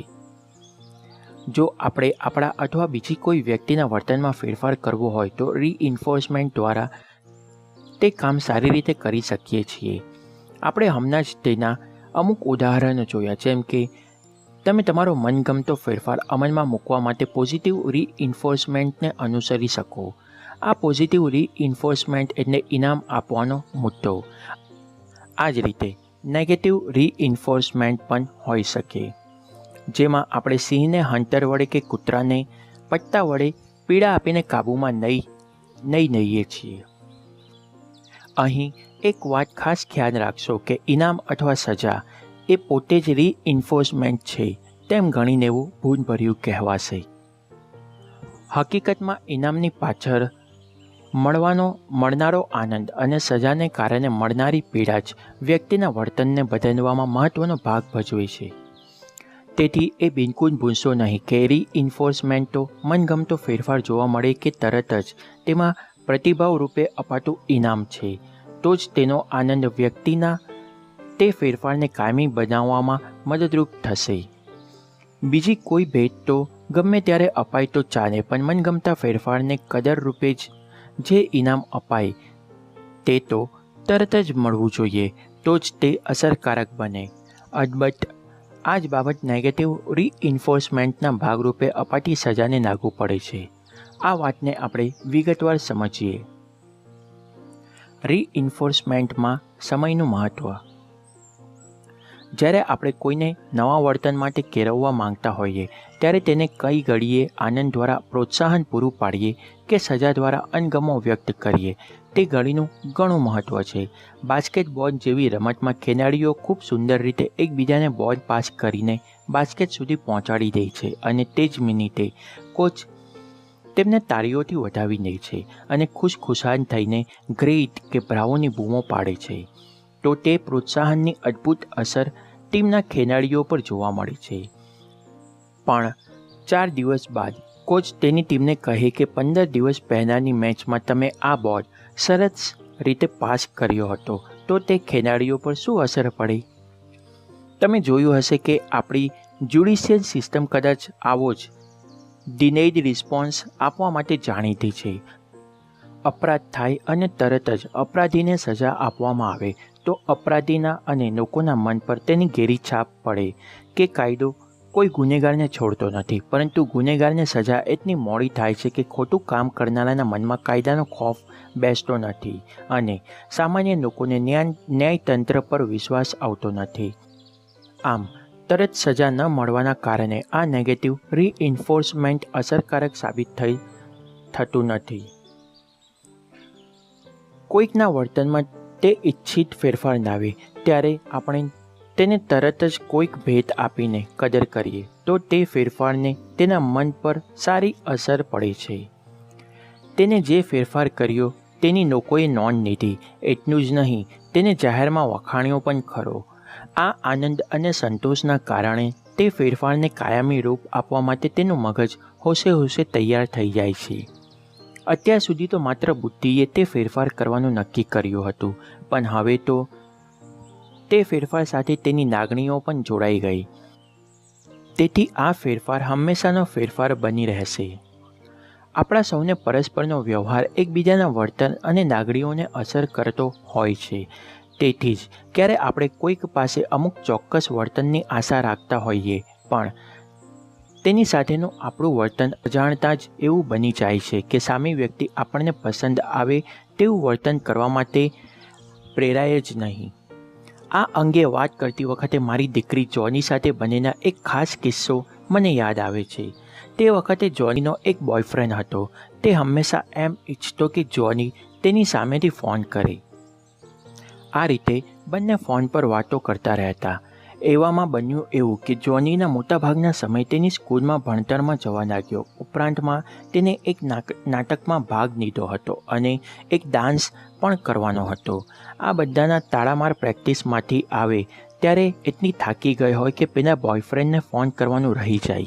2-4 દિવસ જ્યારે જોનીએ તેને ફોન કરે ત્યારે તે જોનીને ખખડાવી નાખે કે તે તેને ફોન કેમ નથી કરતી, જે તદ્દન ખોટું હતું. આપણી ભાષામાં કહીએ તો તદ્દન બિનઅસરકારક સાબિત થાય તેવું આ નેગેટિવ રીઇન્ફોર્સમેન્ટ હતું. હવે આનું પરિણામ શું આવે? જોની ફોન ન કરી શકે તો તેને પોતે ફોન ન કરી શક્યાનો અફસોસ થાય અને ફોન કરે ત્યારે પેલાના ગુસ્સાનો ભોગ બને. આ પ્રકારના કિસ્સાઓ તો તમારી સાથે પણ બન્યા જ હશે. તમારો કોઈ દોસ્ત આ રીતે તમારી પાસેથી આશા રાખે કે તમે તેને ફોન કરો. જ્યારે તમે ફોન કરો ત્યારે તે તમને ટોણા મારવા માંડે કે તું તો મને ભૂલી ગયો હોઈશ, તને મારી યાદ ક્યાંથી આવે, તું તો ભારે બિઝી. કદાચ એવું પણ બની શકે કે આ પ્રકારના નેગેટિવ રીઇન્ફોર્સમેન્ટની ભૂલ તમે જ કરતા હો અને તમારા મિત્ર કે સંબંધીઓ તેનો ભોગ બનતા હોય.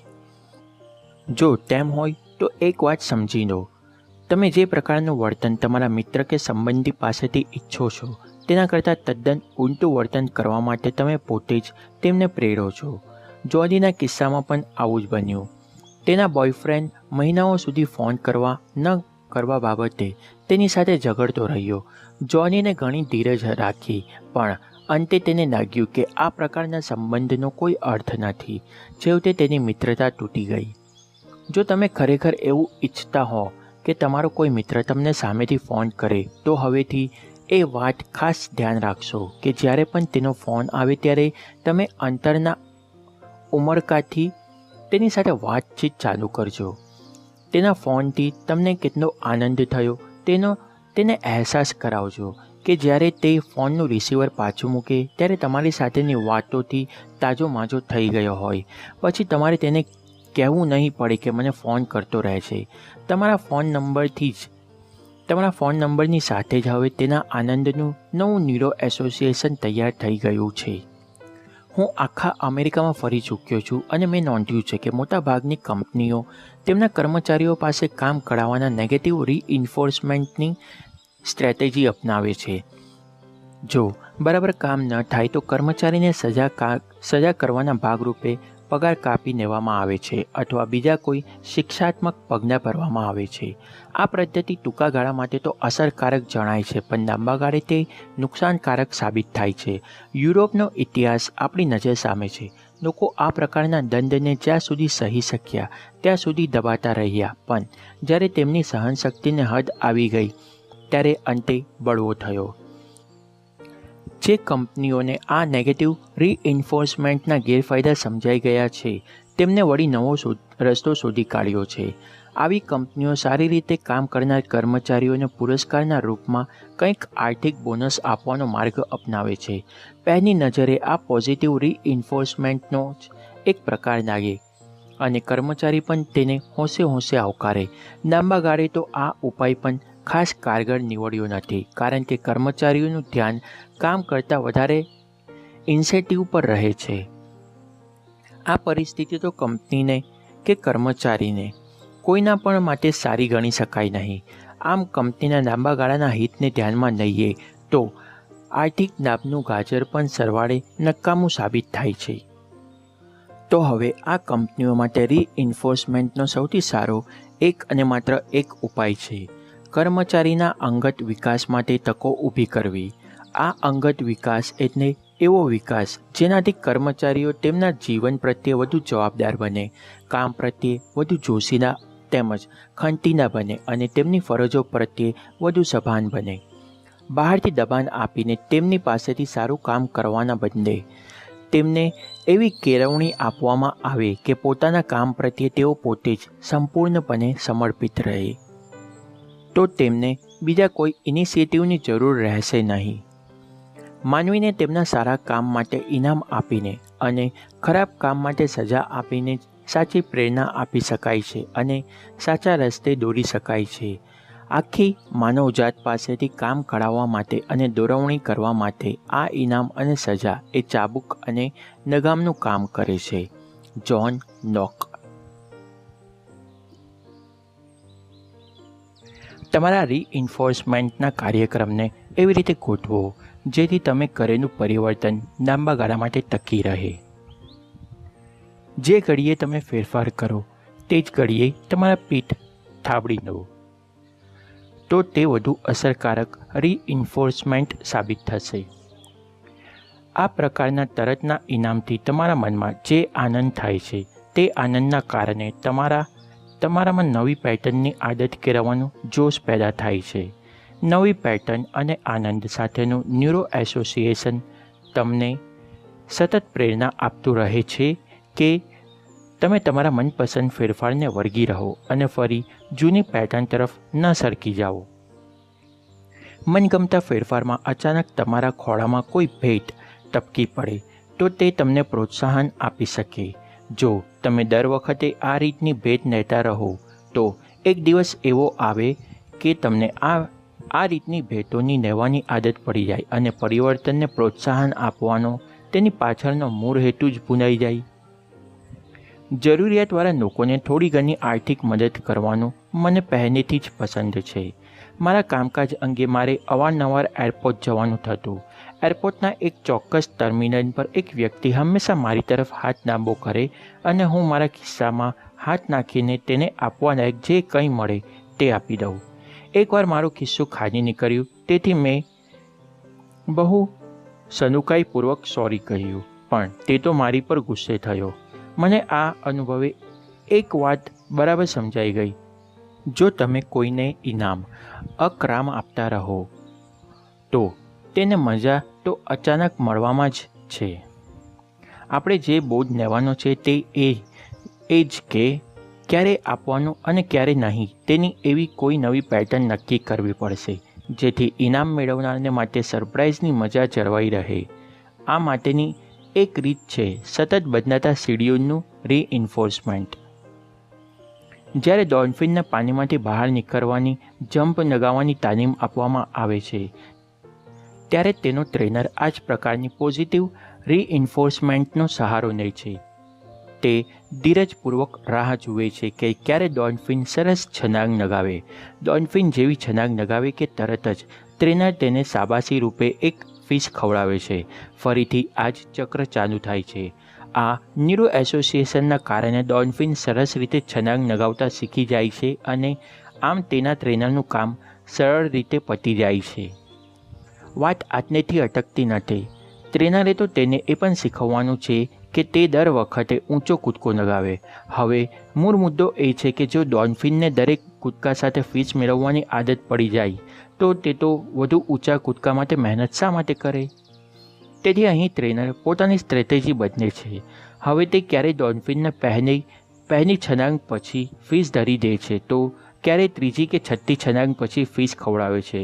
ડોલ્ફિનને હવે એવી ખાતરી રહેતી નથી કે તેને દર વખતે ફિશ ખાવા મળશે. તેથી તે દર વખતે સારામાં સારી રીતે ઊંચો કૂદકો મારવા પ્રયત્નશીલ રહે છે. આમ ડોલ્ફિનને મળનાર બદલામાં સરપ્રાઇઝનું તત્વ ઉમેરવાથી ડોલ્ફિન પાસેથી સતતનું સારું પરફોર્મન્સ મેળવી શકાય છે. જુગારીઓને જુગારની નટ લગાવવાનું આ જ કારણ છે. જુગારી એકવાર બાજી જીતે એટલે જીત્યાના આનંદનો સ્વાદ ચાખીને તે પછીની દર વખતની બાજી પેલી સરપ્રાઇઝનું તત્વ તો અકબંધ હોય છે. તેથી એ જ લાલસા અને ફરીથી તે જ આનંદ મળશે કે કેમ ની જિજ્ઞાસા તેને ફરીને જુગાર રમવા માટે પ્રેરે છે. જો તે કોઈ બાજી હારી જાય તો પણ નવી બાજીમાં શું થશેની ઉત્કંઠા અને ફરી નસીબ કામ કરી જશેની આશા સાથે તે વધુને વધુ દાવ ખેંચતો રહે છે. આ એક જ કારણે જુગાર રમવા માટે સતત લંચાતો રહે છે. આ ચક્કરમાં તેણે વચ્ચેની નાની જીત મળે એટલે તેને કંટાળો પણ ન આવે. હા, જો સતત જુગાર રમવા છતાં તે હારતો જ રહે તો તે જુગારને વળગી ન રહે. પરંતુ જુગારીને જુગાર રમાડનારાઓ આ વાત સારી રીતે સમજે છે.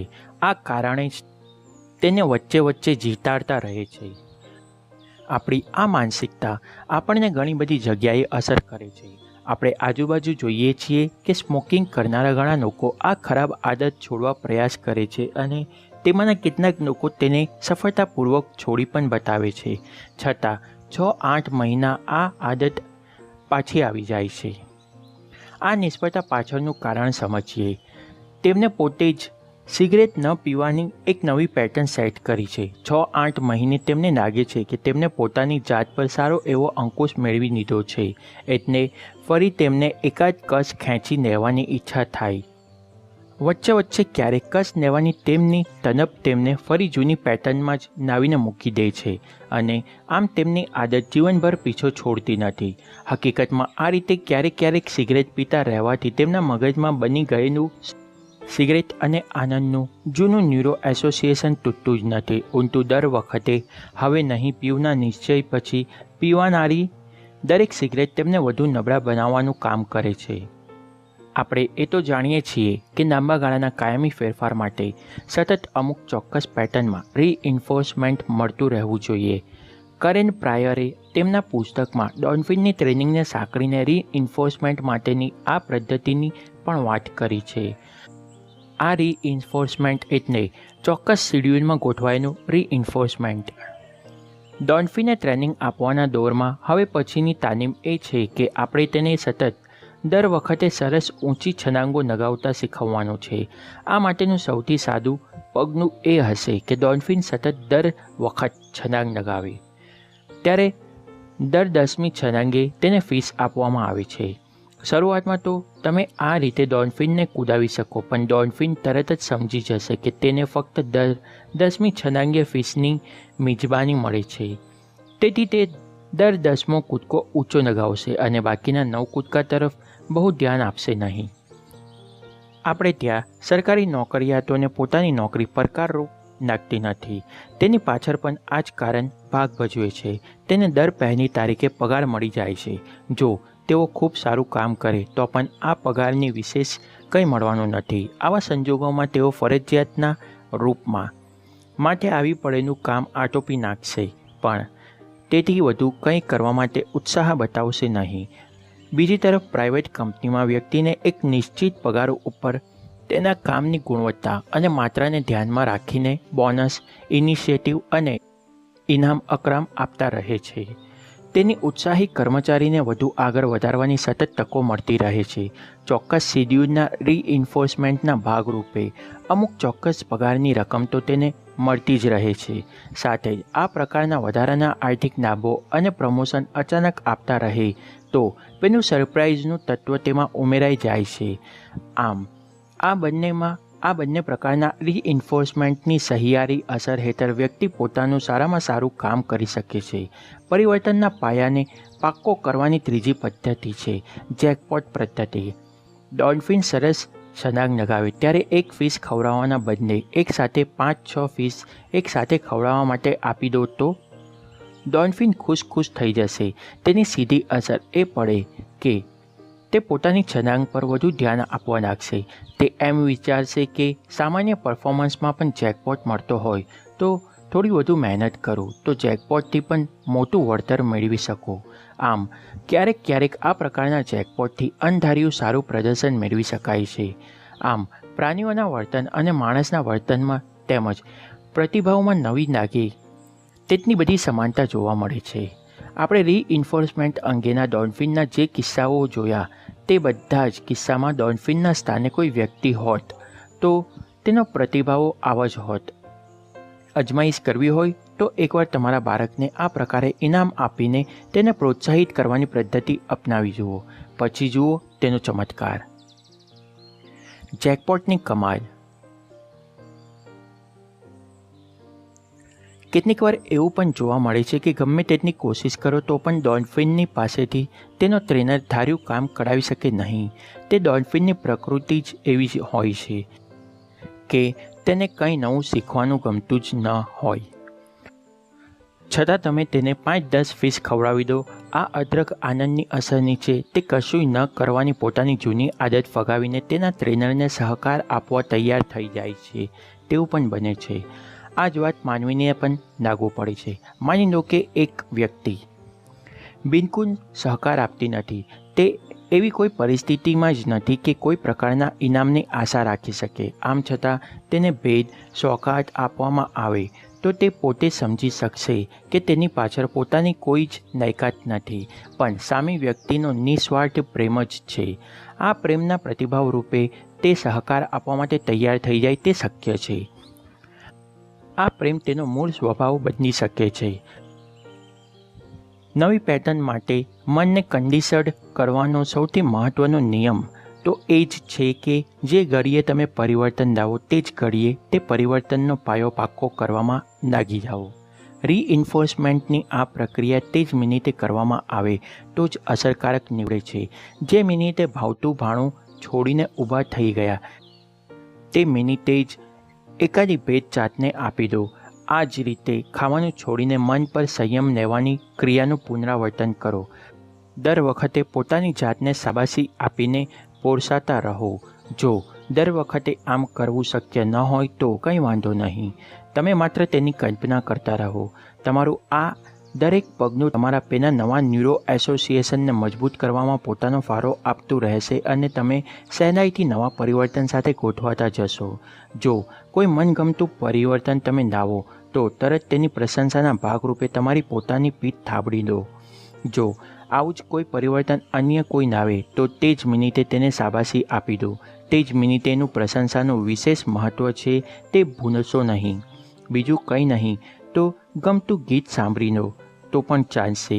મૂળ વાત એ છે કે પરિવર્તન સાથે એકાદ વધારાનો આનંદ બહુ તીવ્રપણે જોડાયેલો હોવો જોઈએ. મનને આ રીતે કેળવવું કે કન્ડિશન્ડ કરવું ખૂબ અગત્યનું છે. જો આમ કરવામાં આવે તો જ કાયમી ધોરણનું પરિવર્તન શક્ય બને. ફરી એ વાત યાદ કરી લઈએ કે જો કોઈ પણ લાગણી કે વર્તનને યોગ્ય માત્રામાં સતત કૂટવામાં આવે તો તે આપણા માટે એક ઓટોમેટિક વર્તન બની જાય છે અને આપણું મન તેના માટે સહેજ રીતે કેળવાઈ જાય છે. તેથી ઊંટું જે વર્તન કે વ્યવહારને આપણે રોજબરોજના જીવનમાં સતત અમલમાં મૂકીને અપનાવી ન શકીએ તેની આદત કેળવી શકાતી નથી અને સમય જતાં તે નષ્ટ થઈ જાય છે. NACનું છઠ્ઠું સ્ટેપ. અત્યાર સુધીના 5 સ્ટેપમાં તમે શું શીખ્યા તેનું સરવૈયું કાઢીએ. સૌપ્રથમ તો તમે તમારા કેવા બદલાવ અંગે સજાગ બન્યા. ત્યારબાદ તમારા મનને ચાવી ચડાવીને લેવરેજ વધાર્યું જેથી તમે ચોક્કસપણે બદલાવ લાવી શકો. તમારી જૂની આદત છોડવામાં તમને તકલીફ પડતી હતી કારણ કે જૂની ઘડેડ તમને છોડતી ન હતી. તેથી તમે જૂની પેટર્નને તોડવા પર અને તેના સ્થાને નવી પેટર્નને વિકસાવવા પર ધ્યાન કેન્દ્રિત કર્યું. હવે તમારું છઠ્ઠું સ્ટેપ કયું હોઈ શકે? બધું શીખી લીધા પછી તમારે તમારા નવા પરિવર્તનને પેટર્નને કે નવા વિકલ્પને કસોટીની એરણે ચડાવવાનો છે. ખરેખર વ્યવહારમાં જરૂર પડે ત્યારે તે પરિવર્તન યોગ્ય છે કે નહીં તે આગોતરું ચકાસી લેવાનું છે. આમ આપણું છઠ્ઠું સ્ટેપ હશે આ કસોટી. ન્યુરો લિંગ્વિસ્ટિક પ્રોગ્રામિંગમાં આ કસોટી કરવાની એક આગવી રીત શીખવવામાં આવે છે. તેમાં ભવિષ્યને એવી પરિસ્થિતિ કલ્પવામાં આવે છે જે તમને આજ સુધી પરેશાન કરતી રહી હોય. આજ સુધી તમે તે પરિસ્થિતિનો સામનો કરવામાં તમારી જૂની આદતનો ઉપયોગ કરતા હતા પણ તમને તેમાં બદલાવની જરૂર જણાઈ હતી. તેથી હવે તમે તમારામાં કોઈક પરિવર્તન લાવ્યા છો. આ પરિવર્તન બાદ તમે કલ્પના કરો કે ફરી ભવિષ્યમાં તમારે આ જ પરિસ્થિતિનો સામનો કરવાનો આવે તો તમે તે કેવી રીતે કરશો? તમારો બદલાવ તમને અહીં મદદરૂપ થાય છે કે નહીં? આપણે એક ઉદાહરણ લઈને આ વાત સમજીએ. માની લો કે જ્યારે તમે તણાવ અનુભવો છો ત્યારે તમને સિગરેટ પીવાની અદમ્ય તનપ લાગે છે. તમે NACના 5 સ્ટેપ્સનો ઉપયોગ કરીને તમારી આ આદત પર કાબૂ મેળવવાની કોશિશ કરી છે.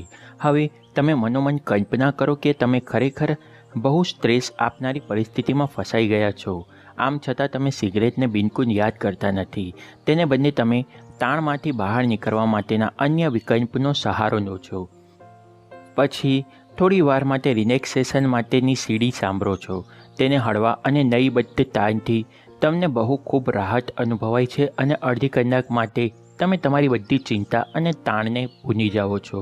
તમને તાણ આપનારી પરિસ્થિતિ તો બદલાતી નથી, પણ તમે તે પરિસ્થિતિમાંથી ખોટી આદતનું અવલંબન લીધા વિના જાતને જાળવી શકો છો. જો તમે ખરેખર અહીં મેં વર્ણવ્યું છે તે મુજબ નવી પેટર્નના સહારે તમારી સ્વાસ્થ્યતા જાળવી શકો, તો તમારી આ નવી પેટર્ન તેની કસોટીમાં પાસ થઈ ગઈ તેમ ગણી લેજો. આ તો માત્ર કલ્પના હતી, પણ હકીકતમાં જો તમારે આવી પરિસ્થિતિનો સામનો કરવાનો થાય તો તમારે આ નવી પેટર્નને તે વખતે ભરોસાપાત્ર સાબિત થશે. આ 6થું સ્ટેપ તમારી આ નવી પેટર્નને અગાઉથી ચકાસણી કરવા માટેનું રહેશે. આ ઉપરાંત દરેક સ્ટેપ ચકાસવાથી તમે તમારી પેટર્નની ઉપયોગિતાની વધુ સારી રીતે તપાસી શકશો. આ માટે હું તમને એક ચેકલિસ્ટ આપું છું. જો તમને તમારા બદલાવને કાયમી ધોરણે અપનાવવામાં તકલીફ પડે તો કયા સ્ટેપ પર ચૂક થઈ ગઈ છે તે તમે સહેલાઈથી જાણી શકશો. આ માટે તમારે NACના પહેલા સ્ટેપને યાદ કરવાનું થશે. સૌથી પહેલો પ્રશ્ન એ કરો કે કયો બદલાવ લાવવો છે. તે બાબતે તમે તમારા વિચારોમાં પૂરેપૂરા સ્પષ્ટ હતા. ત્યારબાદ NACનું બીજું સ્ટેપ યાદ કરી લો. મોટે ભાગે લોકો અહીં થાપ ખાઈ જતા હોય છે. બદલાવ લાવવાનું નક્કી કર્યા બાદ તેના માટે કટિબદ્ધ બનીને પૂરતું લેવરેજ વધારતા નથી. હું તમને આ લેવરેજ વધારવા માટેની સાવ સરળ ટીપ આપી દઉં. તમારે જે ફેરફાર લાવવો છે તેની તમારી આસપાસના લોકો સમક્ષ જાહેરાત કરી દો.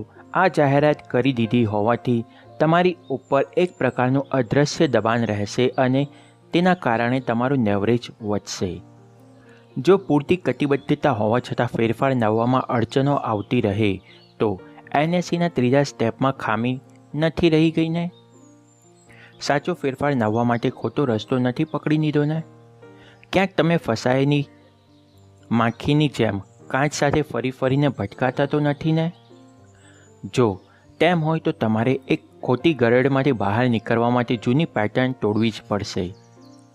જો અહીં સુધી બધું જ બરાબર હોય તો NACના ચોથા સ્ટેપને યાદ કરી લેશો. નવી પેટર્નની ખૂબી એ હોવી જોઈએ કે તેમાં જૂની પેટર્નના ફાયદાઓ હોય, પણ તે જૂની પેટર્નનું નુકસાન ન હોય.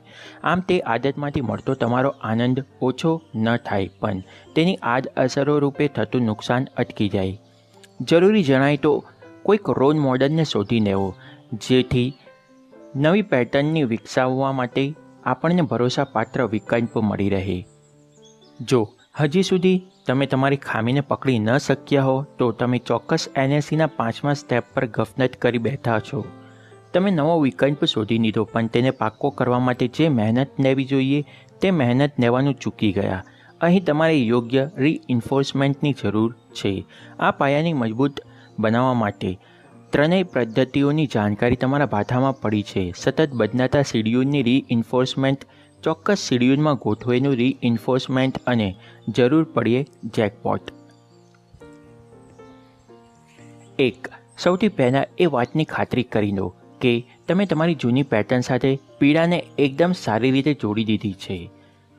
તમને પહેલે તો જૂની પેટર્નમાંથી આનંદ મળતો હતો, પરંતુ તમને હવે તે જૂની પેટર્ન સાથે આનંદને સાકારવાનો થશે. શું તમે તેમ કરી શકો તેમ છો? 2.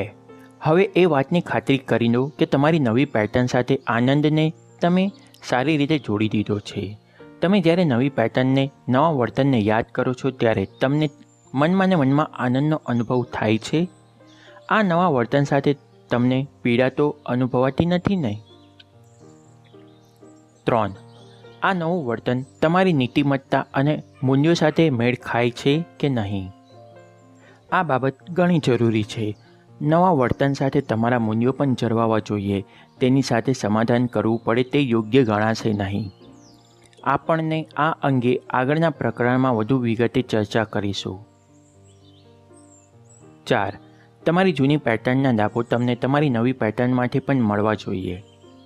તમે તમારી જૂની પેટર્નને તમે અમુક ગેરલાભોને કારણે છોડી રહ્યા છો.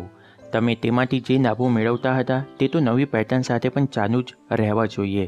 નવી પેટર્ન કે નવું વર્તન નક્કી કરતી વખતે આ વાતોનો ખ્યાલ રાખવાનું ચૂકશો નહીં. 5. ભવિષ્યની પરિસ્થિતિની કલ્પના.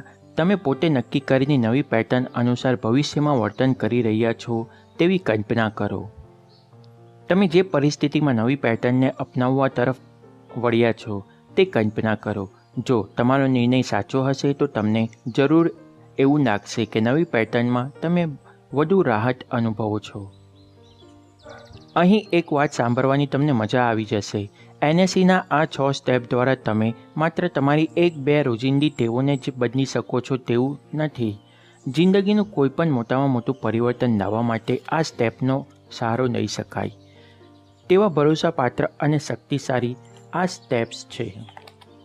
બિઝનેસ કે કારકિર્દી જેવી જીવનની મોટી બાબતો હોય, બાળકો પર ગુસ્સો ઠાલવવા જેવી રોજબરોજની ઘટના હોય કે વાતમાં ચિંતાના ચાકડે ચડી બેસવાની આદત હોય, તમને હું અહીં ઉદાહરણ આપીને સ્પષ્ટ કરીશ કે કઈ રીતે તમે અહીં NACના આ સ્ટેપ્સ લાગુ પડી શકો છો. ચાલો આપણે ચિંતાની વાત કરીએ. 1. તમે પોતે જ તમારી જાતને એ સવાલ પૂછો કે દરેક વાતમાં ચિંતા કરવાના બદલે હું તેની જગ્યાએ બીજું શું કરી શકું તેમ છું. 2. ચિંતાથી તમને શું નુકસાન થઈ શકે તેનો અંદાજ લગાવો અને આ રીતે ચિંતાને પીડા સાથે સાંકળી દો. જો જરૂર જણાય તો થોડી અતિશયોક્તિનો સહારો લેવો પણ ખોટો નહીં ગણાય અને તેથી પીડામાંથી બચવા માટે તમારું મન ચિંતા કરવાનું છોડી દેવા માટે ચોક્કસ તૈયાર થઈ જશે. 3. કોઈ વાતે મગજ ચિંતા કરવા લાગે તો તરત જ તેની પેટર્નને તોડી નાખો. તે માટે મસ્તીભર્યા ગીતો સાંભળવા લાગો અને ઈચ્છા થાય તો તેના તાને ઝૂમવા લાગો. જો તમને તમારી સાંજ ગમગીન ભરી જણાતી હોય તો પણ મનમાં એક જ વાત ગૂંથી રાખો કે આ સાંજ તો ભારે રળિયામણી અને મસ્તી ભરી છે. 4. તમને ઉદાસ બનાવી દેતી આ જૂની પેટર્નના સ્થાને કોઈ નવી પેટર્ન વિકસાવી દો. ચિંતા કરવાના બદલે તમારા હાથ પર કોઈક એવું કામ લઈ લો જે તમારા મગજને ચોક્કસ રચનાત્મક કામમાં પરોવાયેલું રાખે. જો તમે એકલા હો તો ખુલ્લા મેદાનમાં દોડવા લાગો અને તમારી મુશ્કેલી પર ચિંતા કરવાને બદલે તેમાંથી બહાર નીકળવાના ઉપાયો શોધવા લાગો. 5. આ નવી પેટર્નને જીવનમાં વણી લો અને ઘૂંટીને એવી પાકી કરી નાખો કે ફરી તમે તમારી ચિંતા કરવાની જૂની ગરેડમાં ન પહોંચી જાઓ.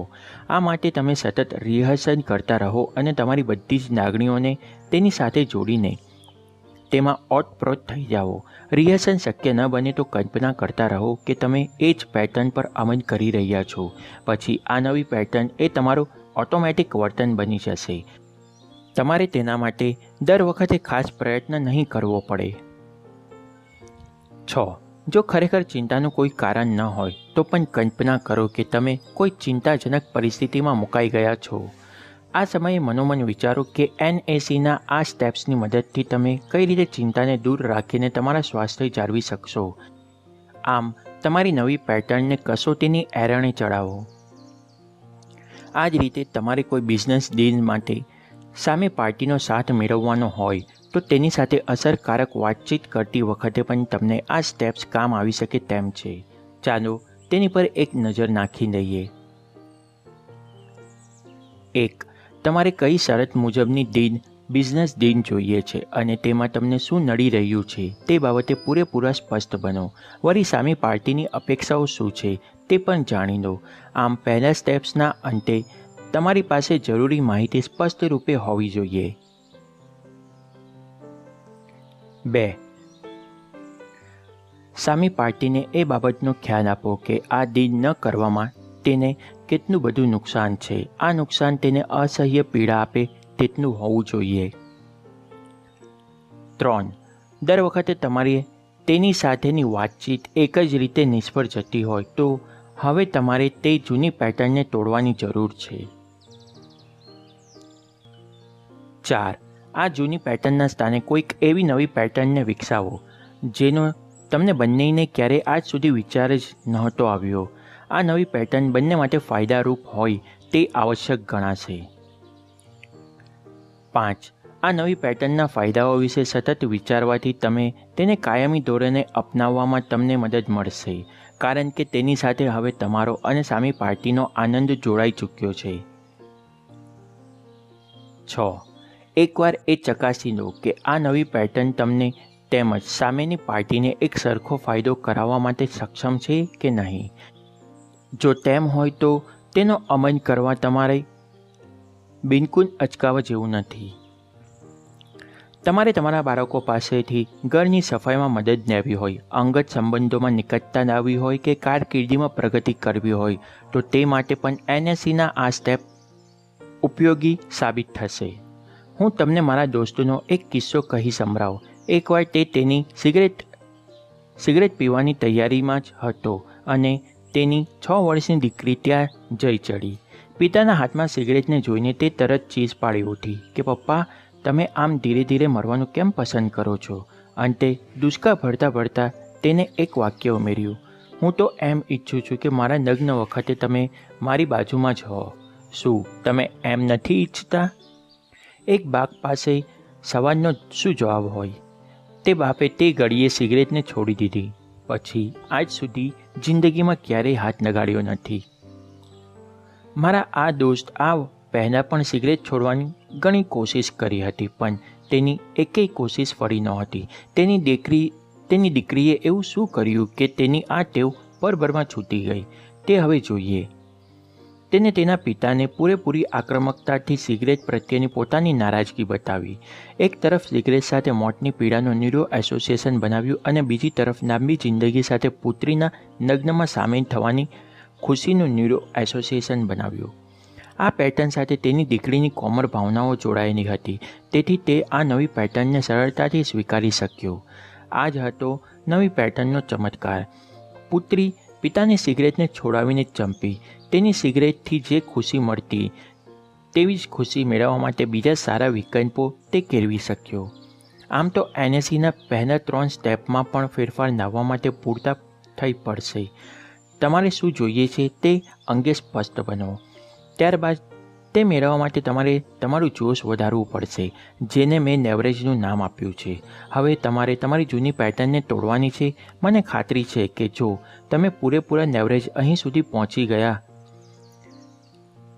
તો નવી પેટર્ન માટેના વિકલ્પો તમારી સામે આપોઆપ ઊભા થઈ જશે અને તમે તેની આદત પણ કેળવી શકશો, જેને આપણે કન્ડિશનિંગ કહીએ છીએ. બસ પછી તો તમારે તમારી એ નવી પેટર્નની ચકાસવાની જ બાકી રહેશે. પરિવર્તન માટે આ 6 સોનેરી નિયમો હવે તમારા સ્ટેપ્સમાં છે. તમે એકવાર ડગલું ઉપાડો તેટલી વાર છે. તે પહેલાં તમારા માટે એ જાણવું જરૂરી ગણાશે કે તમને ખરેખર જેની ઝંખના છે તે તમે કેવી રીતે મેળવશો. નિત્ય જ્ઞાન ઓડિયોઝ. આગળના ઓડિયો બુકમાં આપણે જોઈશું પ્રકરણ 7. તમે જે ખરેખર ઝંખો છો તેને કેવી રીતે મેળવશો. નિત્ય જ્ઞાન audios. Awaken the giant within. લેખક એન્થોની રોબિન્સ. તમારી અંદરની પ્રચંડ શક્તિને જાણો. જો તમને આ ઓડિયો બુક ગમ્યું હોય તો આને લાઈક અને શેર જરૂર કરજો. મારા માટે કોઈ સલાહ કે સૂચન હોય તો તેના માટે કમેન્ટ જરૂર કરજો. આવા જ ઓડિયો બુક વધુને વધુ મેળવવા માટે આ ચેનલને સબસ્ક્રાઈબ જરૂર કરો અને નોટિફિકેશન મેળવવા માટે બેલ આઇકન જરૂરથી ઓન કરી દેવો, જેથી મારા અપલોડ કરેલા ઓડિયો બુક તરત જ તમને મળી જાય. આ ઓડિયો બુક સાંભળવા બદલ તમારો આભાર. તમારો દિવસ શુભ રહે.